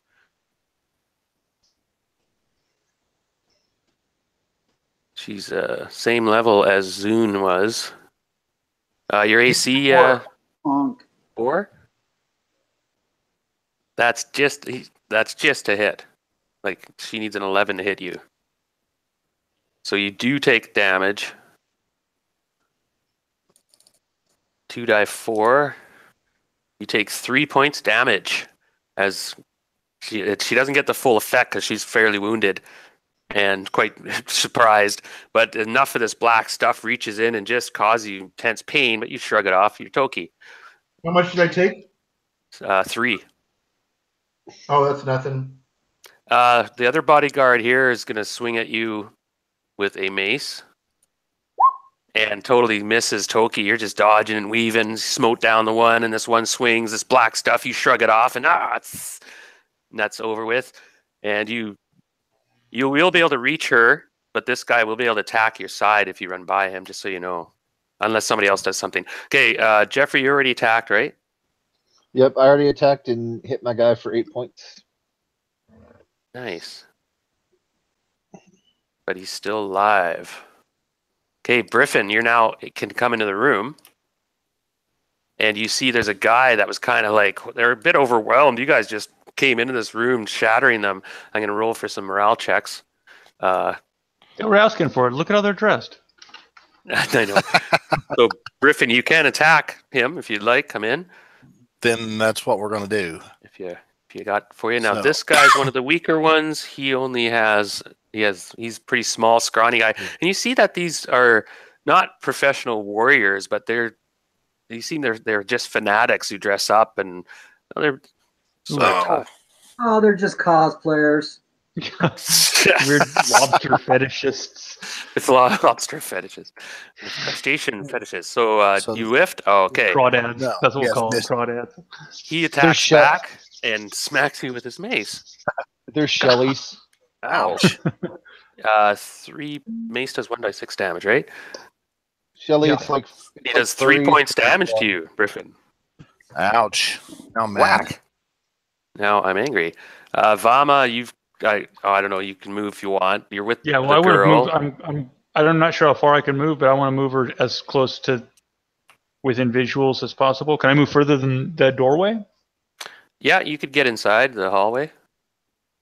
I'm going to remain here.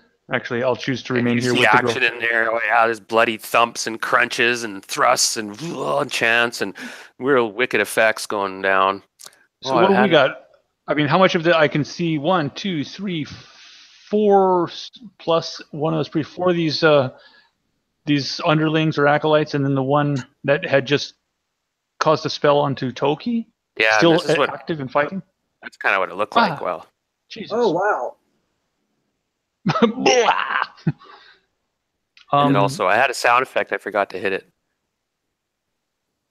Where is it? Moving it to that far, I'm going to start preparing a spell though that I'll be able to cast next round. I'll get on that more next time. I'll have them queued up. Sometimes my notes have them queued. All right, sorry, Vama, you're getting in there ready. I'm going to prepare to cast a spell. Okay. It's initiative time then. Everybody's moved. All right. Oh, and Brother Merrick comes running up from behind. Don't forget me. We won't. Ty, so we're having simultaneous goings on, but you guys act first now. We'll start with whoever's casting a spell or doing a missile. Vema's casting a spell. Right. I am going to cast a sleep spell on the woman. Not the woman that I've got, but the one in this woman here. Will that work on a 4th level? Yes. Barely. It'll go. I'm targeting it on her, and I'll tell you exactly. It does. It should, and that means it won't affect anybody else. It's got a 15-foot radius for its effect normally, and if she was less hit die, then it could affect some of her acolytes as well. But because her hit die is so high, 4+ and no saving throw. There is no saving throw for it. I see. And but she absorbs all of the potency of it. It's all going to have to go to her. You see what I mean? And so it doesn't affect her. You are. My range is 40 feet, and you said each one of those squares is 5 feet, right? Yeah, you're about 35 feet. Yeah, 40. On the edge. Yeah. Okay, now she is a 4th level, right? So it will affect from 1 to 2 of her. If it affects 2, that means technically it can affect her acolytes, one of her acolytes with her. Or Toki. Or Toki, sure. Whoever's closest. But you start with the lowest real hit close. die. We're gonna have to roll the dice off here. Actually, But you start chomping it with the lowest hit die first. So the least likely to be the least resistant will be affected first. Oh, I see. So then this guy would drop too. But first, the Dungeon Master, I guess, can roll, or I can roll 1d4 divided by 2. And if the result is a 1, it only affects her. If the result's a 2, it will affect somebody else too. Oh, well, there you go. Yeah, okay, so they both go down. All of a sudden she collapses, yawns and collapses, and the acolyte falls on his face, slumps down asleep. And Toki, you see them both drop in front of you. Stand just thrown in the air. You're like, whoa,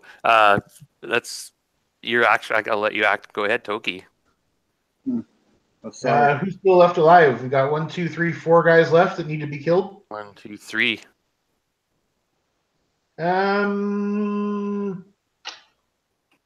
I'll pop this guy here. I can't hit him, but he's there on the left side nearest me. Just hold down your left button and your shift key. Not working. Oh, okay. Oh. So you're gonna hit this guy here? Above him. He's asleep. Oh, he's asleep. Okay. And then this guy off to the right? He's definitely awake, this guy over here. Yeah, kill him. Okay. Okay, you run over there. And yeah, I'm going to run over there and kill him. We'll do the same thing with the 2 clubs. Okay, you guys get simultaneous attacks. Go ahead, roll your 20-sided. I have a 16 and an 11, so that modifies to 13 and 18. Okay, he's dead, man. You describe how he rolls a critical fumble, which I'm going to kind of come up with. He tries to snap his weapon in 2 with 1 blow and follow up with a flurry of punches to the head. Those are a bunch of pansies. They fall before the mighty Milky. Nice. What do we determine they were? They're called Shelleys? You guys get 50 XP for rolling a crit. Just so you know, when you roll a 20, you get 50 XP. Nice. You have to remember that, though, because I'll forget. So you just have to remember, and we'll all get it. Oh, 50 XP. And then when you hit 10th level, that goes up. Or 5th level, it goes up. Darren? Yes, sir. Obviously, we can keep things exactly as they are for that sleep spell, but I'm researching it a little bit here, and it actually affects more. Like, it doesn't have a cutoff for hit die. I mean, it has a cutoff for hit die, but it'll affect all of the creatures within that radius, but then just a certain amount of each one. But there's not like a maximum hit die that it will affect. Okay. Nice. So I mean, just call it. Say everyone else was just outside of that range. Actually, everyone else is just outside of that range.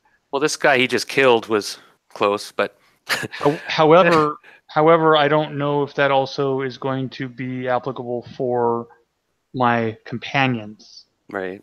So yeah, that's your call. It would be centered on her, so 15-foot radius from that woman right there, which would lead to Somos and Toki, technically, right? Well, it's Sorry. water under the bridge now. Right. Okay, but for future, I guess, yeah, it's just. So almost is high enough level. Is he 5th level or 4th? No, I'm he's just under 5th. right. So moving along, yeah, that's. Oh yeah, that sleep spell is pretty powerful, but it does have Just some. let it go. Yeah. So down, sleep, and they'll be sleeping for a few rounds. And Jeffrey, go ahead. This guy's wounded, and they look terrified. These guys, they might flee or surrender or something. Almost get impression, but it's happening simultaneously. So they're going to do whatever they're going to do. They might feel compelled to go for a swim. That is true. That is true. Clippers are going to be gorgeous. This guy's going to be compelled to get stabbed, so Go for it. An uncontrollable compulsion. That's a hit. He's got that's a 14, so he's hit. And he had 5 hit points left, and he's dead. Is there a blood fountain? Yes, there's a blood fountain because I did 7 points of damage to him. You earned a blood fountain. Nice. And a skull for the blood god. Actually, they have a better one here. You hit him so hard, it's like a burst. Oh, I believe that's a blood spray, right? That's what it says. Burn.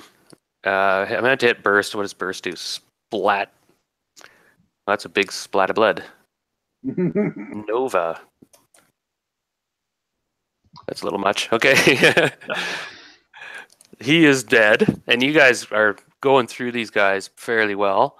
The last survivor, he seemed the smallest. It was a woman, actually. They were male and female, and seemed random height and stature. And this one, seems quite a bit. Her weapon shaking, she's stumbling back, and. Well, I haven't moved yet, so I'm going to move forward and secure her. Okay, the unconscious, so tie her up or whatever. Gag her. Okay, and this other one's unconscious, but going to get up in a couple rounds. Okay, this chick, she starts to run away and tries to run through you guys. Oh my gosh, I'm taking the bitch down. Is that the one that I faced off with last round? Yes. Yeah, and you have an opportunity attack if she's running by. You can I'm going to stop her.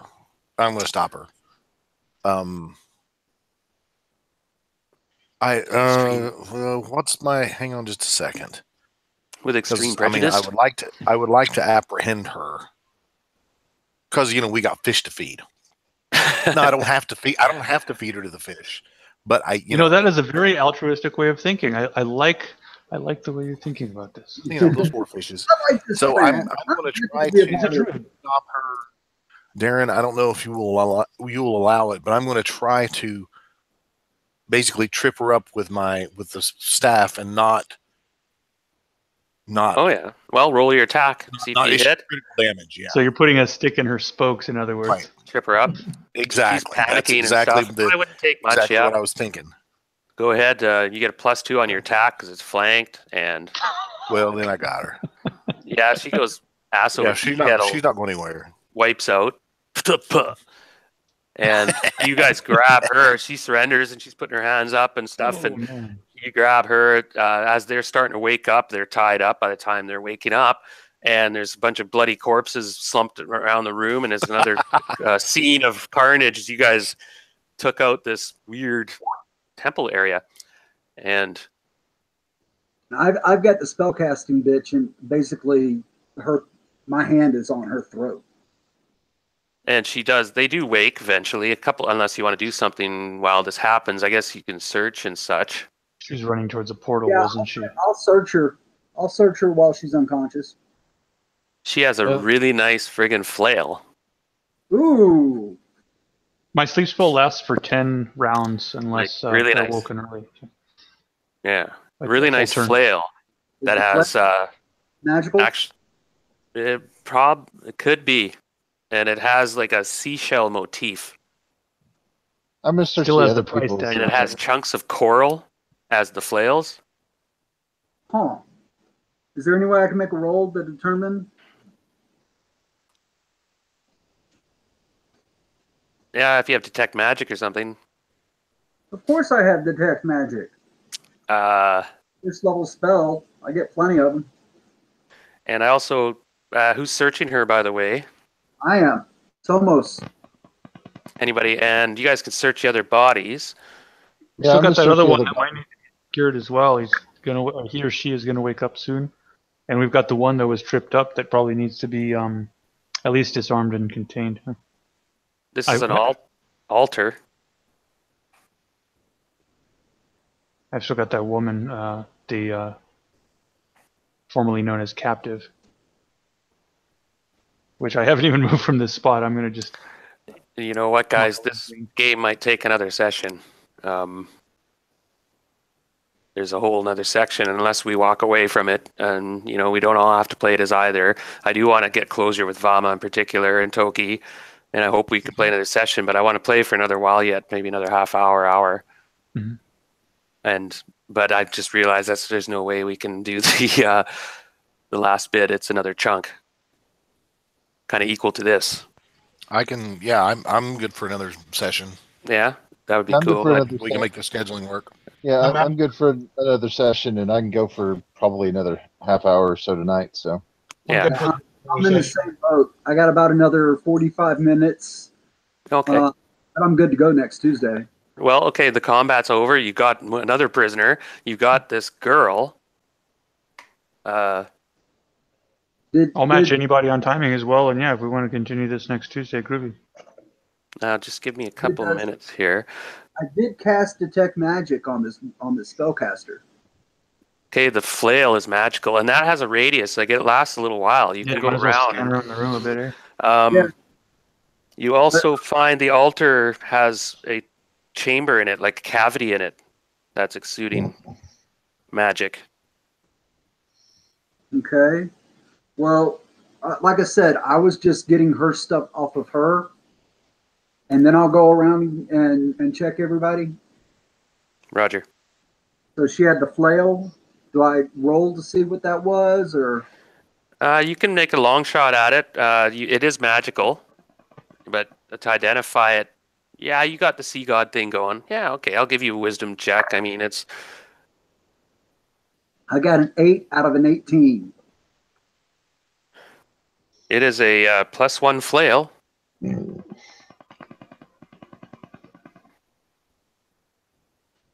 +3 versus sea creatures. So it's another weapon. The flail against a sea creature. I'm just saying.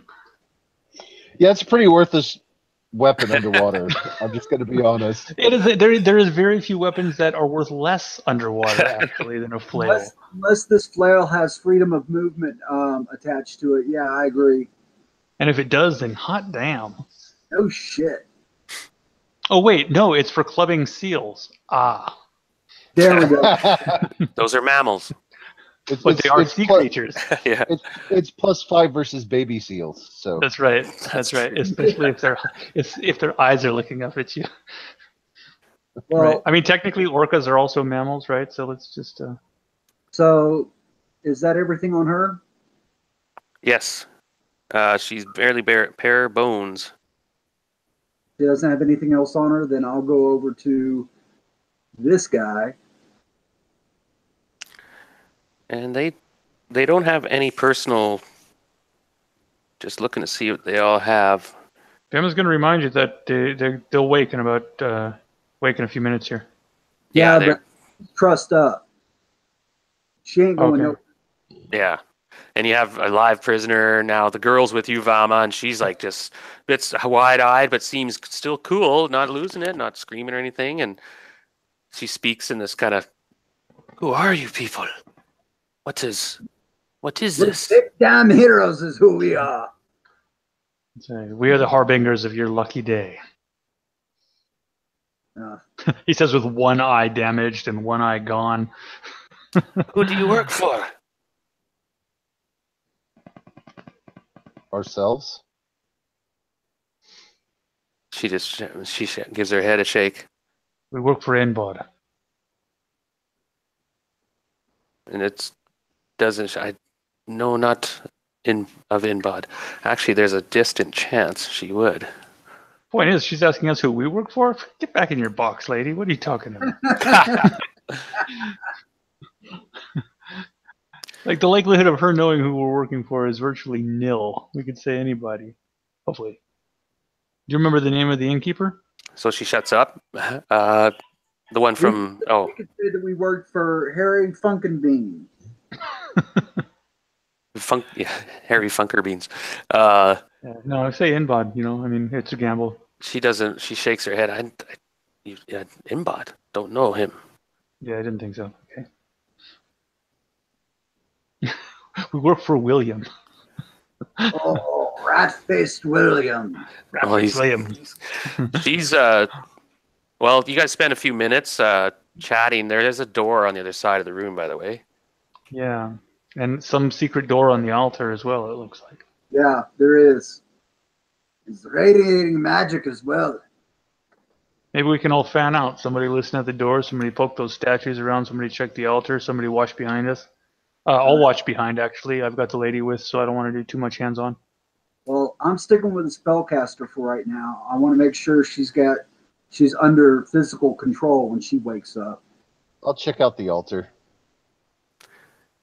Okay, the altar is hollow, and it's got like a simple door on the other side of it. It's locked. It's a little small hatch, actually, probably about 2 feet square. Hey, does she have any keys on her? No, but I do. Not that I found. Oh. Yeah, let me try that. See that key ring real quick. This hatch on this altar is locked. Toss him over with one hand.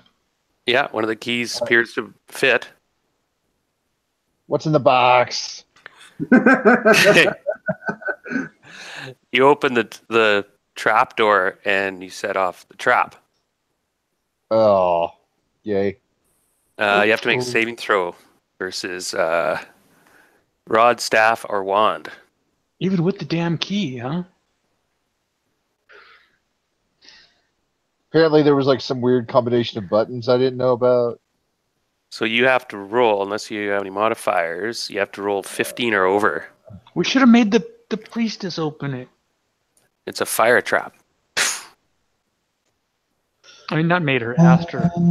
Fire trap. 15 or over, you said? Yeah, for half damage. And it's wisdom modifiers for this, right? If I remember correctly. Yeah, I'll give you that. And I don't have any of them anyway, so it doesn't matter. Actually, I would have given dexterity modifier for that. For trying to dodge the explosion. I don't have one for that either. Okay. But she made you roll. I dodge. So instead of... Okay, so I'm going to roll damage. You take half damage. Ooh, that was high rolls. Good thing. Yeesh. You take 8 points damage, even halved. I rolled a 7 and an 8 on the 8-sided. Well, so this explosion goes off. You fly back and get your footing again, and holy crikey! Blink a few times. Blink, blink, Wait blink. You're okay. Eyebrows are all singed. Woohoo! Yeah, I'm all right for now. You're okay. And but I'm a little toasty, but I'm okay. You see inside. There's a beautiful helm. Nice. Take the helm out. Yeah, it's quite nice. Bring it here. I'll try and see what it is. And when he comes my way, I'll hit him with a cure light. Oh, I thought you were gonna. Yeah, for a second I hit him on the back of the head and take the helmet. Let's find out what your helmet is. It's mine, damn you. I was waiting for I hit him with the flail and take his helmet. Yeah. Okay, the helmet has these two kind of wings on either side, like asterisks. Oh shit! The Legionnaire, or Asterix and Obelix. And that is a 7 out of 18. It's very nice helmet. Pardon me, doesn't have. They're kind of like fins on either side of the helmet. But fish fins. That didn't help identify it. You're pretty. No, that would. Okay, reveals magical. Oh, and it says also, now you will be able to both see and breathe underwater. Oh, nice. There you go. You want to go see what's in the On kipper? either side of the helmet, visual properties of the helmet are activated when small lenses are drawn across the device from compartments on either side of the helmet.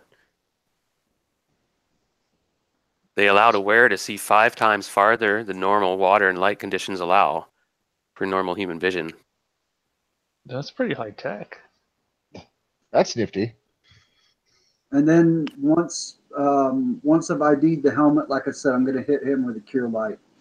If the command word is spoken, which you don't have, it does something else. Well, we know someone who probably knows the command word, so if she doesn't want to swim with the quippers. Mm-hmm. I love those whippers. Go ahead They're and like get our friends. back. The evil priestess? Yes. Pretty sure She's knows the awake command now. word. Yeah, the explosion kind of helped wake her up. And I was gonna say that there's a radius of 15 feet on that explosion, and lucky none of you guys moved around. Close enough. I was just checking that, and actually, Somos, you get clipped, and she does. That might kill her. Somos, you have to make a saving throw. I got to roll like a 3 or lower. Oh, nice. 4. I got to roll. Wait, no, I got to get a 4 or higher. Excuse me. That's what I meant. She still dies because even half damage would kill her. Oh man. She only had 3 hit points left. She gets cooked. Actually, she takes. Well, let me roll damage. 9.5. So she takes 5 hit points damage. She's cooked. I take half damage. Okay, so you take after 7 points damage. Ain't nothing. Yeah. And let me take a quick look. It sucks that she died. You're so close. It's kind of.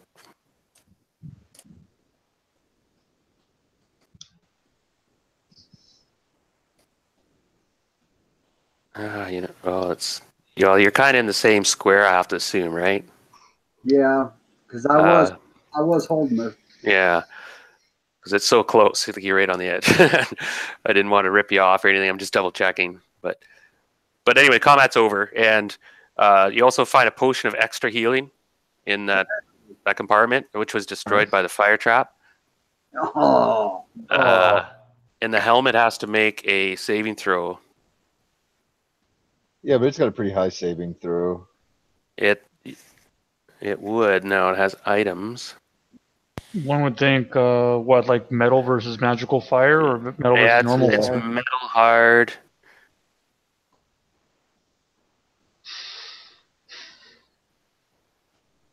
Two against magical fire. It makes it. Oh, you're 3. Are you kidding? Oh, guys, that was so close. That would have sucked. That's an awesome item. That's hilarious. I better double check that. All right. Come on. Just kidding. I have to roll it a 3. No, it's a 2. It says 2. Look it up. Metal hard. That's funny. Well, good job, Jeff. That's you do earn it. Your beard's sizzling and your clothing's all scorched and whatnot. And but I got a shiny helmet, so you do tarnished at this point. And your armor has to make a saving throw versus 2 if it's metal. What kind of armor do you got? I gotta find it on the sheet. Somos, you got metal armor, right? Oh yeah. So go ahead, roll. If you roll 2, it's 2, so you'd have to roll a 1. Yep. Yeah. You're seeing if metal will survive getting blasted with a little furnace. Well, roll if you roll a 1. I mean, it's a long shot. I rolled an 11, so I'm okay. All right. So you're heated up, and organic materials kind of singed. I got chainmail, so I got to roll a 2 or higher. So. Uh-oh, that's a long pause. Son of a bitch. We pushed our luck. Yeah. That's funny. So your armor is cooked and twisted, and all the buckles are snapped and burnt off, and it's going to need major repairs. And my AC isn't 4 anymore. Woo! Was it magical armor? No, it was just regular chainmail with a Oh, at shield. least- So Okay, that's you can be replaced. Oh, there's a bit of money in here. good. 2,400 silver pieces. Woo! Almost enough to buy another suit of chain. 2,400 silver pieces should buy a suit of chain. 60 gold pieces. Yeah, that'll that's do enough it. right there, just about. I already said it. Posting extra healing. Oh, that's blown up. Actually, it gets a saving throw. Yep. Glass versus fire. Well, and liquid versus fire, technically. Yes. Let's have crystal or vial. No, it'd be vial. Okay, magic fire. 7. Actually, that's not bad. Oh, it's your potion of extra healing survives with barely. You just capture it in time. It's all cracked and frail, and you just pour it in another vial quick, and it's got that peculiar apricot sour smell of extra healing potion. The cleric recognizes. Did I just detect a bias towards apricot sours? It's like cough syrup. It's good for you, but. So now the explosion simmers down, and everyone's like, "Oh, ouch!" Or like cringing, and he comes stumbling out of the smoke, holding this nice helmet. And then his armor just falls off. Bloop, bloop. I don't know if you caught it, but I healed you for 7 points. Yeah, I caught it. Okay. Now, finally, everything's calm again, and now you see Vama leads in this brunette, who seems to carry herself like she comes from a higher background. And of course, what's his name? Othos is he's just looking around. He's shaking a bit and stuff. And where are we? What's going on? Did we win? Yeah, he's like, he's still just feeling himself. He's still alive. He's just like, what the? Now, there's one last door in this place that you know of. All these other cubicles were empty or just cells. You guys left a swath of destruction and death, and you have a prisoner, a female acolyte, or not even a fanatic. She's not a cleric as far as you know. The bitch died. Now, I want to ask the woman who was previously manacled there, where do you come from? Where's your home? And she's kind of seems cautious and puts her head up a bit and, "Oh, I suppose you are my rescuers. I am the third daughter of his sultanate, Mahmed." And you're kind of... Just to quote Conan the Barbarian again, "And what are you doing here? Dinner for wolves?" She goes, "I do not know. I was kidnapped, drugged, taken a long way from my original home. Well, we're going to get you back home, okay? My father will pay you much for my safe return, I assure you." That's exactly why we're going to get you home. And she bows cautiously, trying to... You notice she's been keeping her feet and daintily out of the blood and guts and gore and trying not to look blatantly. You can tell she's been in...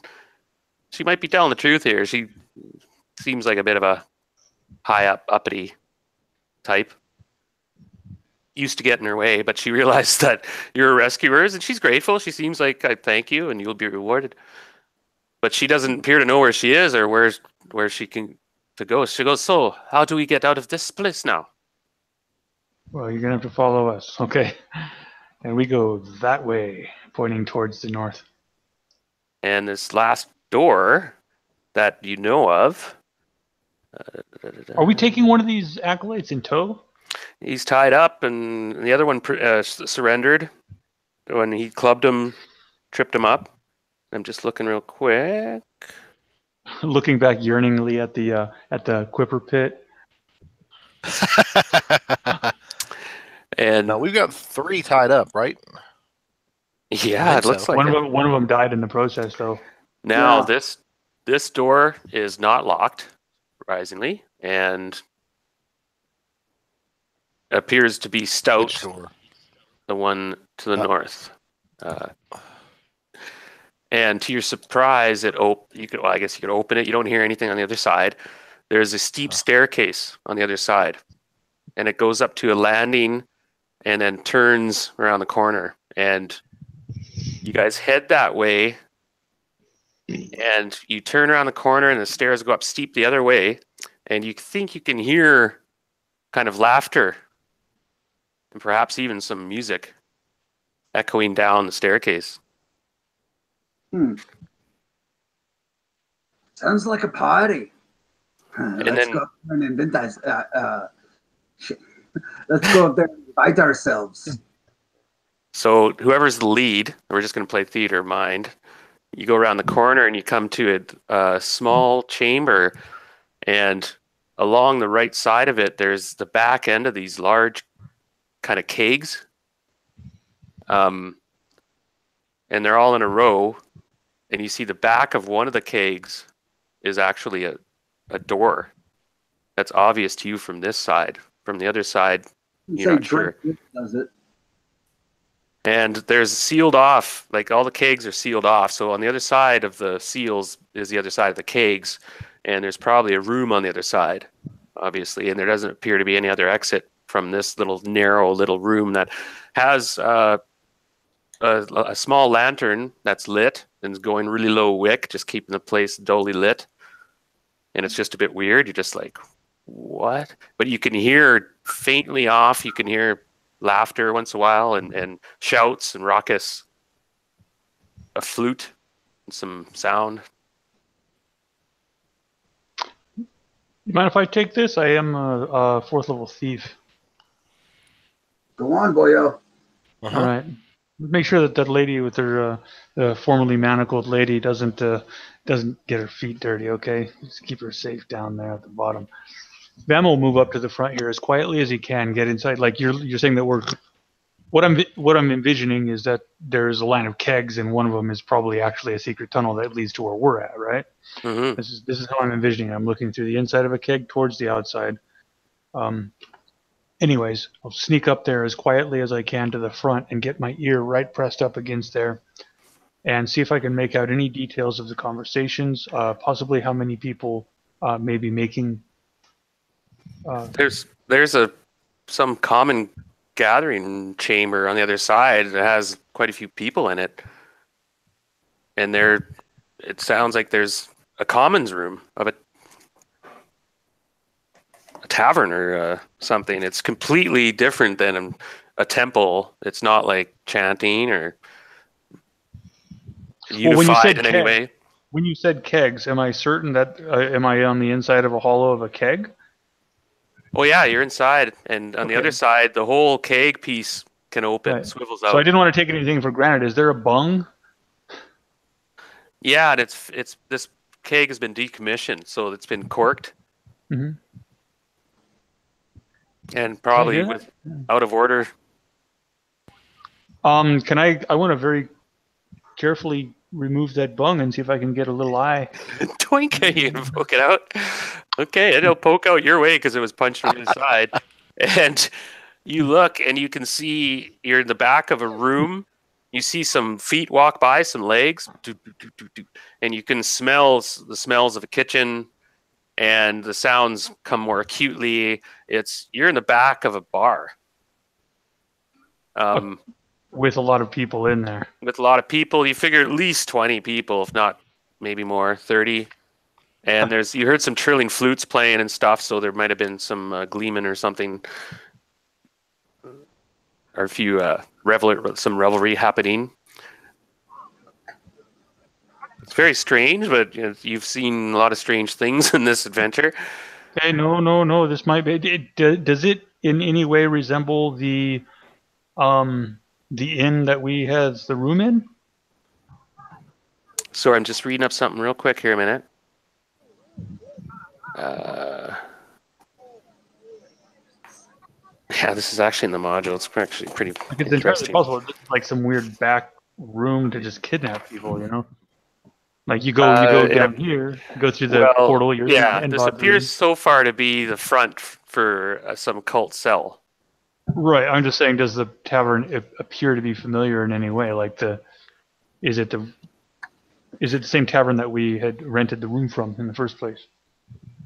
There's something different. This one, I don't know. It's hard. You're trying to look, but you can't see into the actual commons. All you can see is opposite you is a wall, but you do sense that there's an archway opening that you can just barely make out, and that leads to the main common area where the sound's coming from. I want to quickly slink back and let my comrades know what we see. Maybe we have.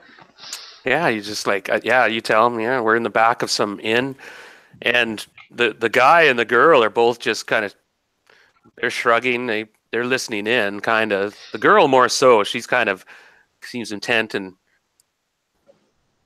you're all puzzled, and you didn't recognize anything that would tell you where you are, but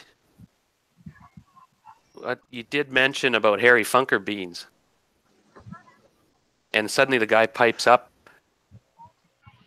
He goes, that's Truman, the Gleeman. We're at Funky Winker Beans.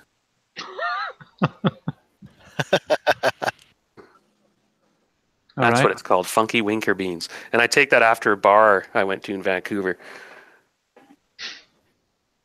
When we were 16, we got snuck into it. So we won't hold it against you, man. Yeah, don't feel embarrassed about it. Even though it is a funky winter. So yeah, there's some use for Othos says that. He goes, that's Truman, the Gleeman. I recognize his song. He sings it every night. Do you want to go home? Yes, but I'll never drink in this bar again. Well, it looks like that's the only way we're going to be able to get into that bar again. It's right through that little portal, secret door. Thank you so much. He goes, who are you called? Who are you people? Why have you done this?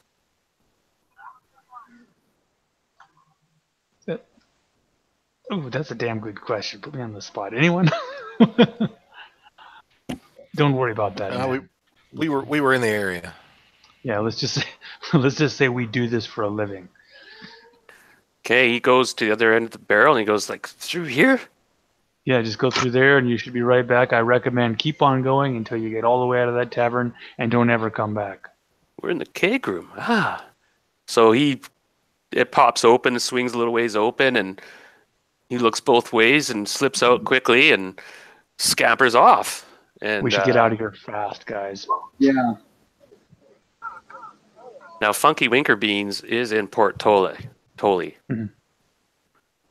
Right, so we're 1,000, maybe not 1,000 miles, but we're a long way from the room in the yeomanry. Right now, and the only way back is through that portal, which they open at random, or we do have a password for it, right? Yes, we have a password for all three of them. So now we've got portals that lead us from 3 different ports to some random island way out in the middle of nowhere. Actually, to a hotel room in the city of Lookwick. Right, which is the network. That's the hub. That's the hub that goes to 3 different ports. This hotel room is the key. Mm-hmm. Well, it seems like there's 3 on the island. Aren't there 3 on the island that I came from? Or is it just the one that goes to where I'm from, and then the hub is the room? No, there's 2 on the island. You guys have only gone through 1 on the island that brought you down to the sandbar. That's the only one you guys have used. And there's another one that's a mystery so far. Yeah, we don't even know where it is. Don't know where it goes. That's why we have to have another session, in a way. Not necessarily. No, we can walk away again. I mean, it's. I'm good to go. You guys have done a lot. Yeah, there's no sense walking away if we can probably finish it up next Tuesday. Right. Okay, but the point is, I think that with this tunnel here, from that sacrificial room, and the priests of Bladulpup, and the stairwell that goes into the back of a keg room in Portolic, we have one complete chain of basically slavers. Or they take captives and sacrifice them, which seems much more likely. But then they apparently, at least one of them, if not a number of people of this cult, come through, and they know all the way about how to get to Nbod, which means that it's more than just like who even made these tunnels is Well, they didn't know the password. Remember, you predict. right. Just Zoom. every once in a while, yeah. But somebody put the phase, that door, that the portal that goes between them. Somebody knew. Maybe it was just Nbod. Well, you guys can go into the tavern. Well, that's what we're trying to see. If like investigate dude goes further. through there and nobody goes, oh, nobody thinks it's weird that he just came out through the keg. Well, he snuck in. I made a roll to see if he was noticed. Oh, okay. And basically, he might have been noticed by powers that be, but so far he seems to have got away.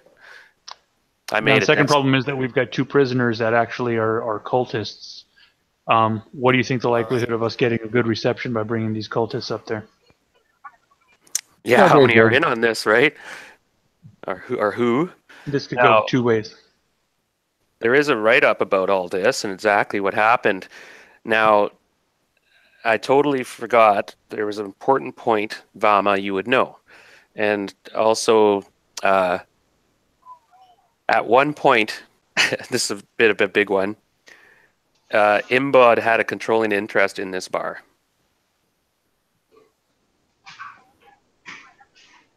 And I'll read you a little piece here. As soon as I can find it. I don't know why that slipped my mind until just now. It's pretty interesting, actually. Yeah. Give me a minute. I'm just having a hard time finding where they put this little write-up. Meanwhile, what do you guys think? We've got these 2 prisoners, plus we've got the woman. So now the woman's not a liability necessarily, but these 2 prisoners, if they're cultists that are tied in with this place, then they'll probably just be like, "At them, lads," and then we got a whole bar against us. Send them to a fish tank. Everybody goes to the fish tank. Everybody's getting on the fish tank. We're gonna be feeding a whole lot of fish until we get some answers. These are gonna be the fattest quippers in the world. They I can are. imagine they can eat until they can keep on eating. They just poop it all out. Probably keep eating until they explode. Yeah, like little pit bulls. I just read this a couple days ago. Oh shit! All right, cool, Joe. Thanks. Yeah, I should be good for next Tuesday evening as well. Yeah, it looks like we're gonna be As continuing. I s- I'll want to do another session here. That's fine with me. I'm certainly interested. So, but as I say, play Griffin as an NBC as long as you need tonight, and I will catch up tomorrow. Cool. Yeah, man. thanks a lot. I really appreciate that. Thanks, Dan. Yeah, and you can All right, we'll see take you guys. Arthur as an NPC because I'm gonna have to drop off and go to bed here. So, but I'm definitely on for next Tuesday. Cool. Thanks, guys. Yeah. All right. Well, we'll bring that in. I appreciate that, everybody. Yeah. Cool, guys. And I'm gonna find this minute because it's ticking me off. Well, I got to get. Oh, going. here it is. Oh well. Okay, this now comes back to you, Vama. You realize Captain Nbod once owned this bathhouse. This used to be like a custom bathhouse bar, spa, and the tavern above it, located in another part of the same town as his original town. I kind of modify a little bit. Wealthy merchants and tradesmen Wealthy merchants and tradesmen seeking distraction could find a relaxing hour in the pool or in one of the small private rooms. After Nbod disappeared, the bartender, Ferd Dench, took over the tavern and bathhouse. The employees of the bathhouse have never liked Dench, and when they began to sample his own wares, they all quit. Unable to make a living, Dench sold the building to Zun Quag and his band of followers, who promptly turned the lower level into a temple to their evil god. Zun retained the bartender to operate the tavern as a front, and Dench, for his own well-being, decided not to pursue any complaint. Sounds like it Isn't that was part brothel then.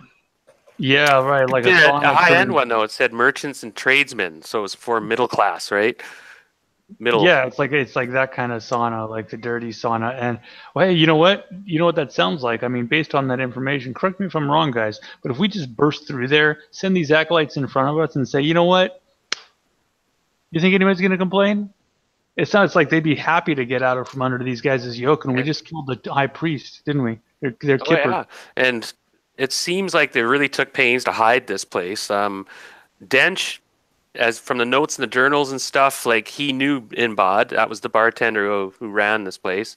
And then, of course, when Nbod disappeared, Dench was an alcoholic, hardcore, and drug addict, and became an addled scapegoat or just front. That would probably work. These guys are probably going to be scot-free. Then we just want to make sure that we go back through the portal, or we're going to end up thousands of miles from where we started. Yeah. Right. But why don't we just open up the doors and send the acolytes out? Just kick them out. Say, get the fuck out of here, man. Yeah, they would run off. Well, and then plus they're going to run right through the center of the tavern, though. And the clerics could purify the altar. And this is starting to feel like Quantum Leap, where we just leap from place to place and set things right where we see them wrong, and then disappear again, so nobody even knows. They're like, yeah, they just disappear. It's better than standing here and waiting for some repercussion. Besides, we're not any close to where Nbod is. And and we got to get this girl back somewhere safe. I'm not going to leave her in Port Tolic. That's a major slave port. So, Nbod made some enemies. You figure. Now there's a connection when he used to own this place, and now there's this cult took up shack in the basement. So, there's might not be connection there. Actually, it's in the module. There really isn't. It's just he used to own this place. So we'll leave that as is. Well, And the connection is clear for us, anyways. You know. And apparently, Nbod still owns the place. Well, I'd know because I was his. Yeah, he technically still owns it. He kept this quite secret, though. This place. It was. Say, what if we can get that deed and Nbod's dead? We have ourselves a nice tavern. It's fallen on hard times. It's a pretty seedy place now. That can change. We can turn it back into a bathhouse. Get that pool going again. What are you gonna do with the quippers? they're great entertainers. We could have like shows down there. Yeah, it could be all sorts of. I'm sure that we can think of something. Well, I'll stop the broadcast here. I guess we're